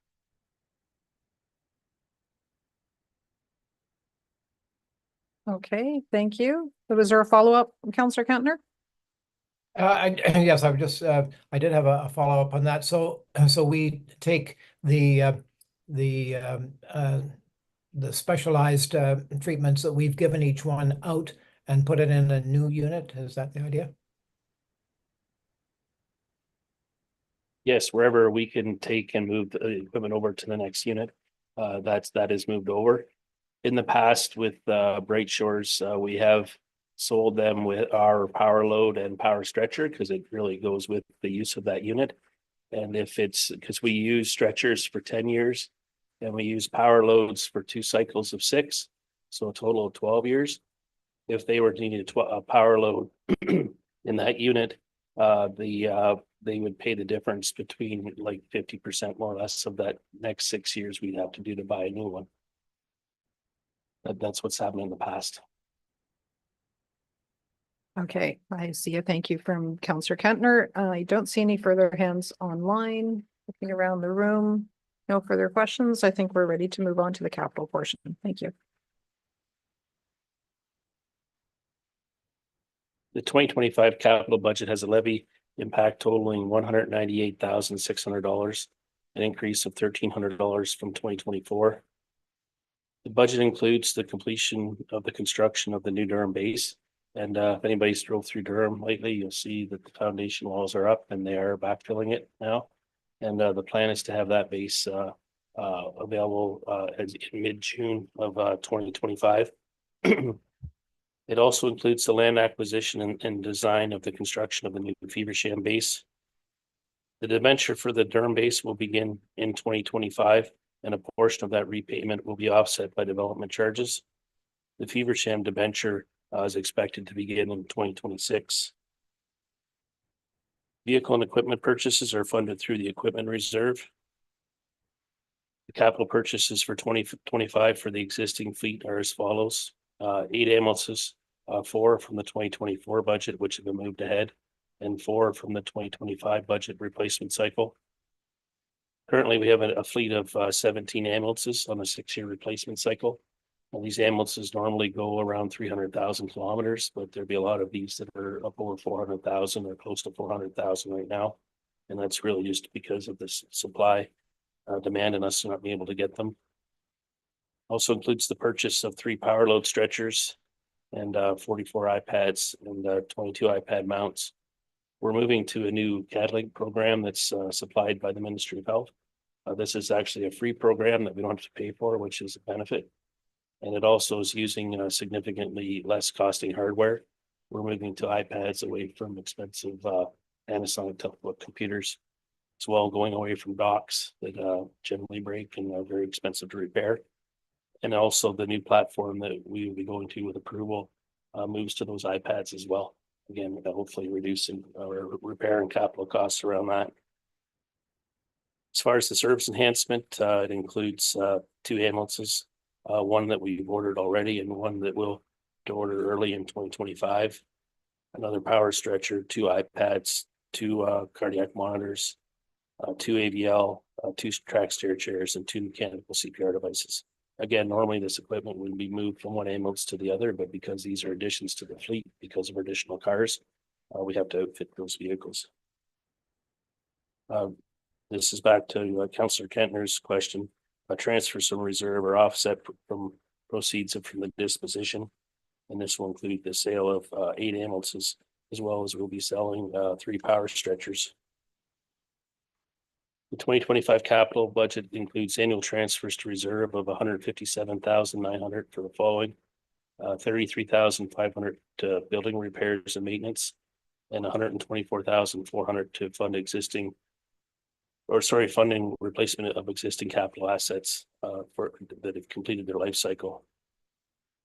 There are a couple of building improvements in 2025. The first is the roof at the Owen Sound base. It's due for replacement under the BCA in 2033, but a consultant had said that if we were to invest this money this year, that we would get another 35 years out of the roof. So ultimately, we'll get another 27 years on top of this. So the plan is to do that work to extend the life of that.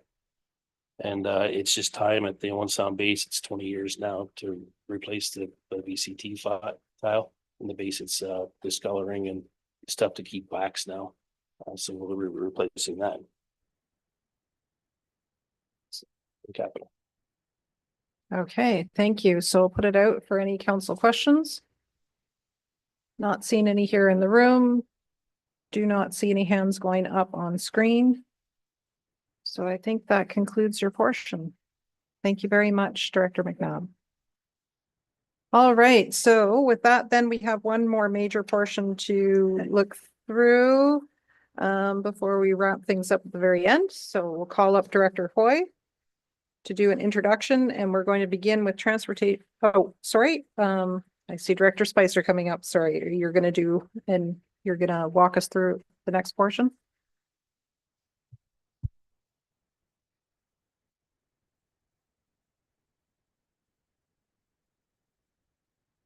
Thank you, Madam Warden. I'm just doing the intro. So for this portion of the budget for transportation services, we're now on to page 240 of your package.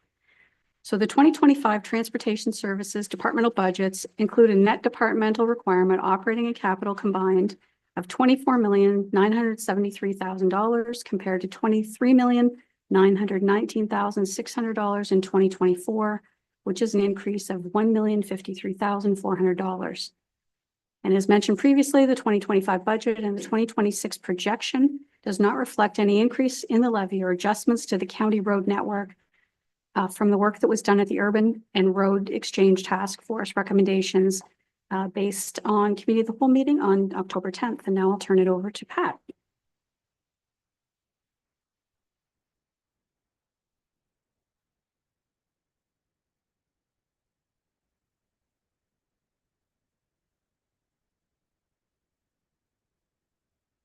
All right, I was just going to go quickly over the supervision overhead budget.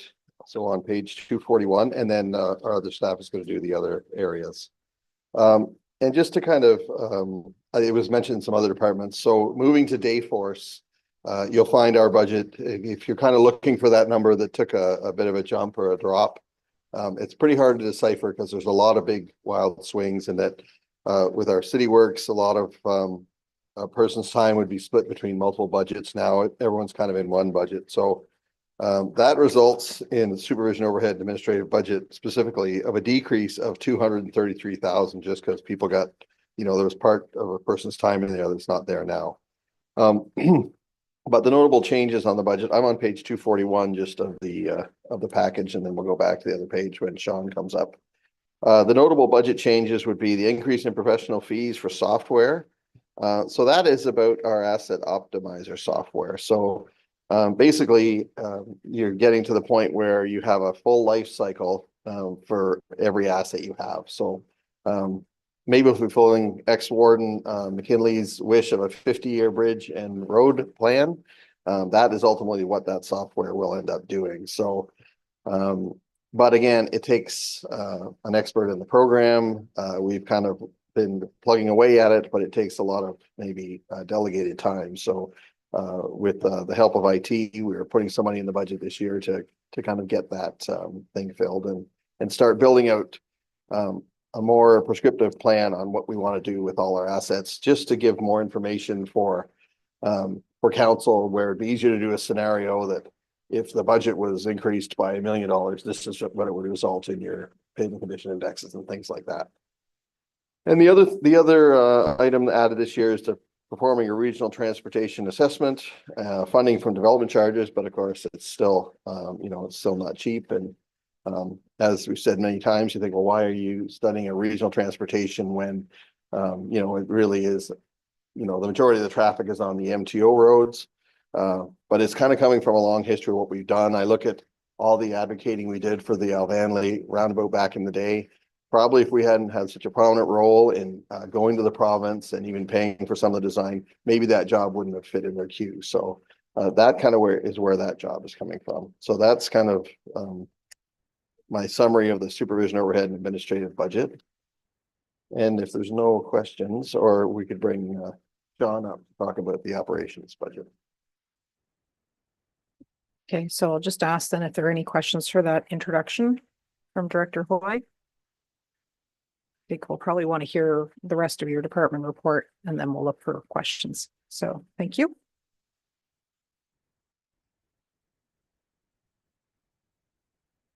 Okay, thanks, Pat. Through the warden, I'm going through transportation services, ordinary maintenance, winter maintenance, facilities, depots and domes, and the machinery and equipment budgets. So starting on page 240 of your budget details documents, ordinary maintenance, that captures all road maintenance outside of winter maintenance, including activities like shoulder graveling, grading, pothole patching, signs, ditching, brushing, culvert replacements, traffic signals, and so on. The ordinary maintenance budget totals $4,044,600, representing an increase of $286,000 compared to 2024.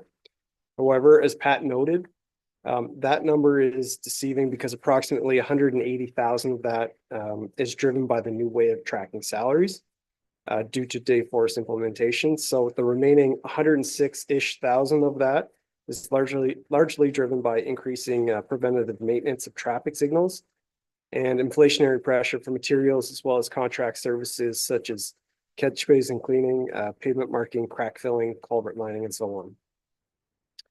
Moving on to winter maintenance. This captures all winter road maintenance activities such as plowing and spreading, ordinary maintenance activities completed during the winter season, such as pothole and sign repair, and supervisory activities such as patrolling and equipment maintenance. The winter maintenance budget totals $5,674,400, representing an increase of $111,800 compared to 2024. And this is driven by increasing costs for winter control agreements, such as those between the county and the city of Owen Sound, the town of West Gray, and the counties of Bruce, Simcoe, and Dufferin. Moving on to facilities, depots, and domes on page 241 of the details document. The facilities, depots, and domes operating and capital budget totals $638,000, representing a decrease of $23,000 compared to 2024. Notable projects scheduled for 2025 include the removal of asbestos insulation from Chatsworth Depot, upgrades from the building condition assessments such as LED lighting, gas line replacements, and septic upgrades, replacing the Clarksburg roll-up doors, phase 1 of the new Patrol D depot build, and installation of EV chargers in Clarksburg, Ayton, and Chatsworth for 14 total. Moving on to machinery and equipment, page 242. $2,905,700 has been budgeted for equipment purchases based on the 10-year capital replacement schedule.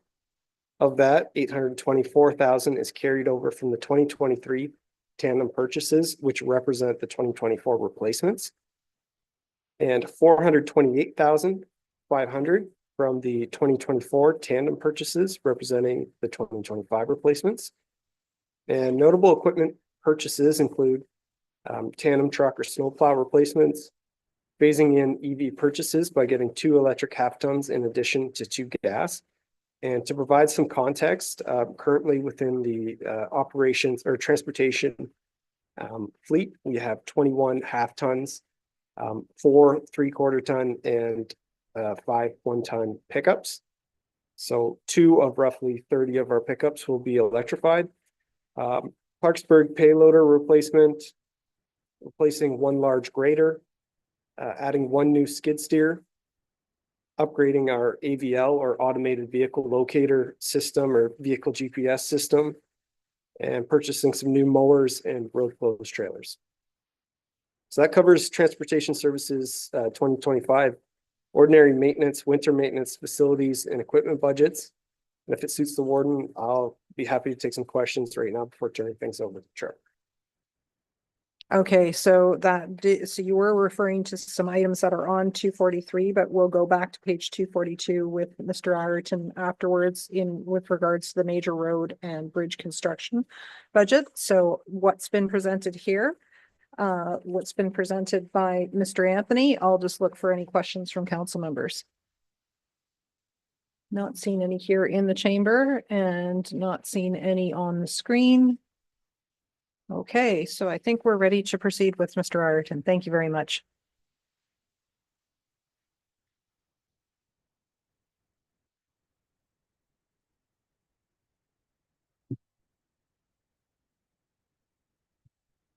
Yeah, good afternoon.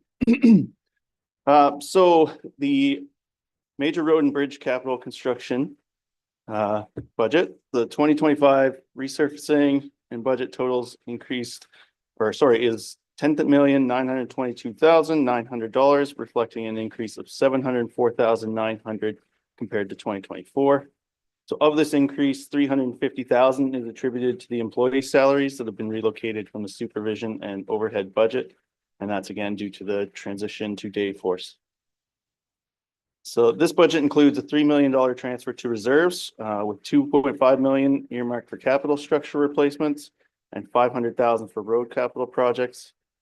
Notably, the allocation to the capital structure replacement reserve is projected to rise by $250,000 annually within the 10-year plan to address an impending wave of bridge replacements. Many structures built between the 1950s and 1970s are approaching the end of their service life. So by continuing to invest in this reserve, the county aims to proactively address structure replacements and mitigate the risk of future bridge closures. These reserve transfers align with the 2023 asset management plan adopted by council. The plan recommended a 2.55% annual taxation increase over 15 years, starting in 2025, to eliminate the annual infrastructure deficit. Additionally, the budget includes or benefits from a $178,300 increase in funding through the Ontario Community Infrastructure Fund, or it's better known as OCIF.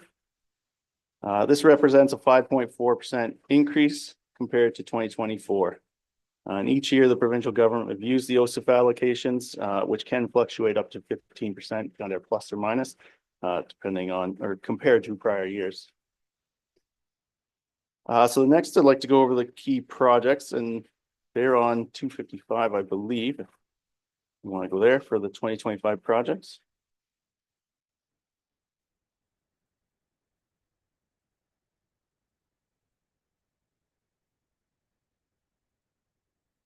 Yeah, I'll talk about a few of these, maybe not every single one, just depending on their scope. So I'll just go over kind of the larger scale jobs. The largest project we have for 2025 is the pulverization and paving of Grey Road 12 from Grey Road 40 to Grey Road 112 southwest of Meaford. This project is 11 kilometers in length and will include paved shoulders, and the work is budgeted at $7.4 million. And we're currently scheduling a tender release in early January. We'll also be returning to Grey Road 9 next year to do both a pulverize and pave and an overlay project. This project will address the last remaining road sections to be constructed between Highway 6 and Dundalk. And it'll also provide continuous paved shoulders from Grey Road 109 to Dundalk. And that project is projected to cost $3.84 million. We also have a pulverize and pave construction project on Grey Road 14. Which is budgeted at $2.9 million. This project begins 800 meters south of Southgate Road 14 and extends to the intersection of Southgate Road 8, which is where Grey Road 14 turns west towards Cedarville. The project includes paved shoulders and will include some repair to the bridge railings at the bridge south of Southgate Road 10. We're currently in the final stages of hopefully retaining some property acquisition for the Grey Road 30 pulverize and pave project within the Beaver Valley. The project is budgeted at $2.3 million and includes 15 culvert replacements and the addition of a narrow paved shoulder. The narrow paved shoulder is due to the fact that Grey Road 30 lies within the conservation regulated area. And through discussions with the Conservation Authority, we've been unable to widen the road platform in that area. So effectively the paved shoulders that we're putting in is the most we can get. Finally, pending the property or progress of the property negotiations, there is a chance that we may proceed with just the culvert replacements in 2025 and leave the road work portion to a date when we can get the property acquisition finalized and complete the pulverize and pave of the road. Grey Road 28 from 10th Street to 14th Street in Hanover will also be constructed in 2025 and will include the replacement of the traffic signals at the intersection of Grey Roads 4 and 28. This project's being completed in partnership with the staff at the town of Hanover and is budgeted at $2.16 million from the county side of the project. Property acquisition and the Hydro One relocations have progressed smoothly, so we're in a place now that the project can proceed. Staff have also allocated 3.6 million to 2 overlay projects on grade roads 25 and 119 as pavement preservation projects. And this is to add a second lift of asphalt and provide better structural support to the asphalt, extending the useful life. We do have 2 bridge projects scheduled for 2025. The first being on the Euphrasia St. Vincent town line, which is between Greyhounds and Meaford, just west of town of Blue Mountains. Property acquisition still remains a factor for this project, and we remain in negotiation with the property owner. But there are some issues where we're attempting, or the property owner would like to include some road repairs to the road to the east of the project. Again, the road is not in our jurisdiction, so we don't really have the ability to address those, but we have been in discussions with the municipalities about this, and we're hoping to facilitate the agreement. The other bridge is the Glen Elg Road 23 bridge replacement, and it's being completed as a partnership project with West Gray. West Gray is planning to reconstruct the road to the north of this structure. In recent discussions, we have found out that they have no funding in the budget or their 25 budget for this project. So how that impacts our project, we're still working through that. Ultimately, the projects together help create a big, large overall savings just from the fact our structure needs a lot of fill. We're taking a lot of fill out of a hill to the north. So mutually, they do benefit one another to have them done at the same time. And both of these bridge projects are being funded out of the Structure and Culvert Rehabilitation Reserve that I mentioned earlier. And finally, there are 2 projects that were moved from the 2025 forecast from the previous 10-year capital. The first is the Gray Road 5 reconstruction from 1st Street Southwest to 3rd Street A West in Owen Sound. This was reassigned to 2028 to allow staff to begin a consultant assignment that would investigate the slope of the Harrison Park entrance. The investigation would look at the stability of the slope and determine what impact construction may have and determine whether a retaining wall structure is necessary, and if so, what size and type of structure would be required. And staff actually recently met with faculty from Western University to discuss this, and we're hoping to utilize their expertise, whether that's through a graduate program, to study the slope and determine the best course of action going forward. The other delayed project is structure 15902, which is located on Gray Road 15 in Owen Sound, just near the 32nd Street East intersection on the east side of town. This project was related directly to a development application that is stalled recently. So we're basically just adjusting the timeframes for the project to better suit the development. So this is the majority of the projects of the plan. There are a few others. So if there are any questions about the capital program, I can take those now. Okay, so first, if there are any questions for Mr. Ireton, and then we'll do a concluding questions for any of the transportation staff members. I'm looking to the screen, not seeing hands. I'm looking here. I'll go to Councillor Greg. Thank you. Just a quick question. The one project regarding 6th Street East and 9th Avenue East in Owen Sound, could you just expand on what that work is, acknowledging that the city's looking to reconstruct 9th Avenue East from the southerly limits to 8th Street in 2026. So just wondering what the coordination looks like. Through you, Madam Morton. So this project was brought to us from the city of Owen Sound. And part of the application for the Connecting Link funding included some potential upgrades to the signalization, the lane configurations, different configurations for the intersection. And because we're responsible for the traffic signals at that location, that's what, through conversations with city staff, that's the amount that they felt would be representative of the work that we would effectively be responsible for. Okay. See no hands here in the hall or online. I think that concludes. Thank you very much, Mr. Ireton. And oh, I do see a hand up. Let's just make sure I can direct it to the appropriate staff. So Councillor Nielsen. Thank you, Warden Matrosoff. Mine's back to like kind of a general transportation question. Okay, So do you go want me to ahead. continue? Okay. So during the Budget and Finance Committee, we did discuss the purchase of the half-ton trucks. Listed in the budget, there's 2 half-ton gas trucks and 2 half-ton electric trucks.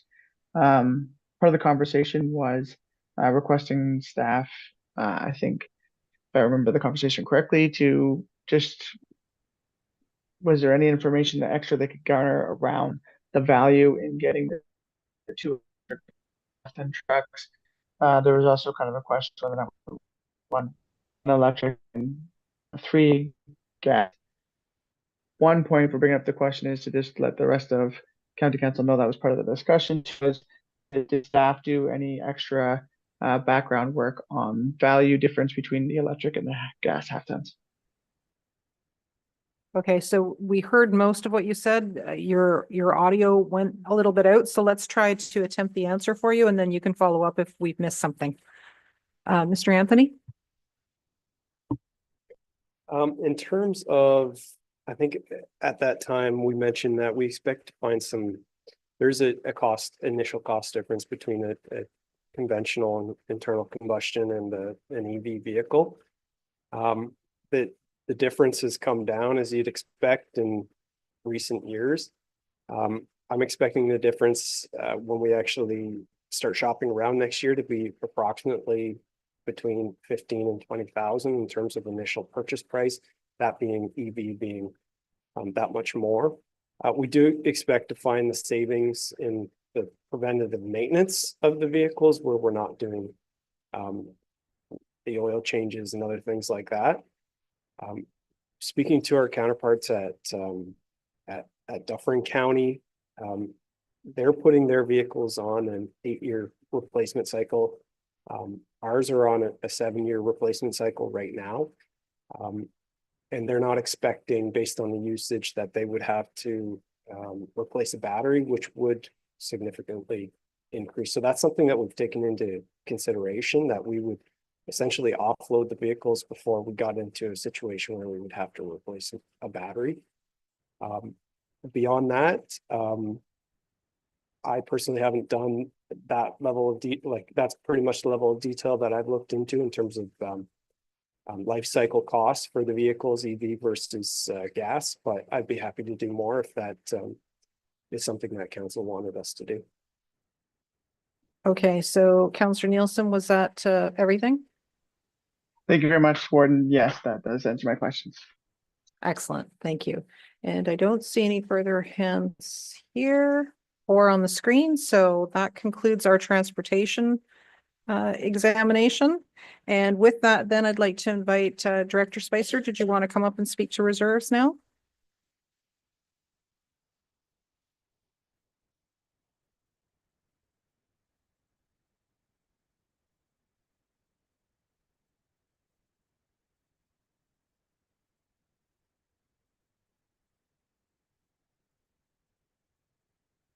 Thank you, Madam Warden. Unless there's any specific questions on the reserves, I was prepared to leave it at the PowerPoint presentation that we did at the beginning of the meeting. Okay, so I'll put it out to council members if they have any questions based on what we saw this morning and what's in the book. Not seeing any hands here, not seeing any hands on the screen. So I think we have the information we need. Thank you. Okay, so with that then, that concludes the introduction or the walk through pages by pages. So at this point in time, we'll need to put it out now to see if there are motions that council members, we're going to do the closed session first. Okay, so I've just been advised that it's best for us to go into the closed session matters first, and then we'll come back out and we'll entertain what we would like, what council's wishes would be from that point forward. So with this then, it's recommended that the committee of the whole does now go into closed session pursuant to section 239(2) of the Municipal Act 2001 as amended to discuss staffing within the 2025 draft budget with regards to personal matters about an identifiable individual, including municipal or local board employees. May I have a mover, please? Thank you. Moved by Councillor Eckert and seconded by Councillor Keaveney. Any discussion? All those in favor? And that motion is carried. Okay, so we'll give everybody a moment to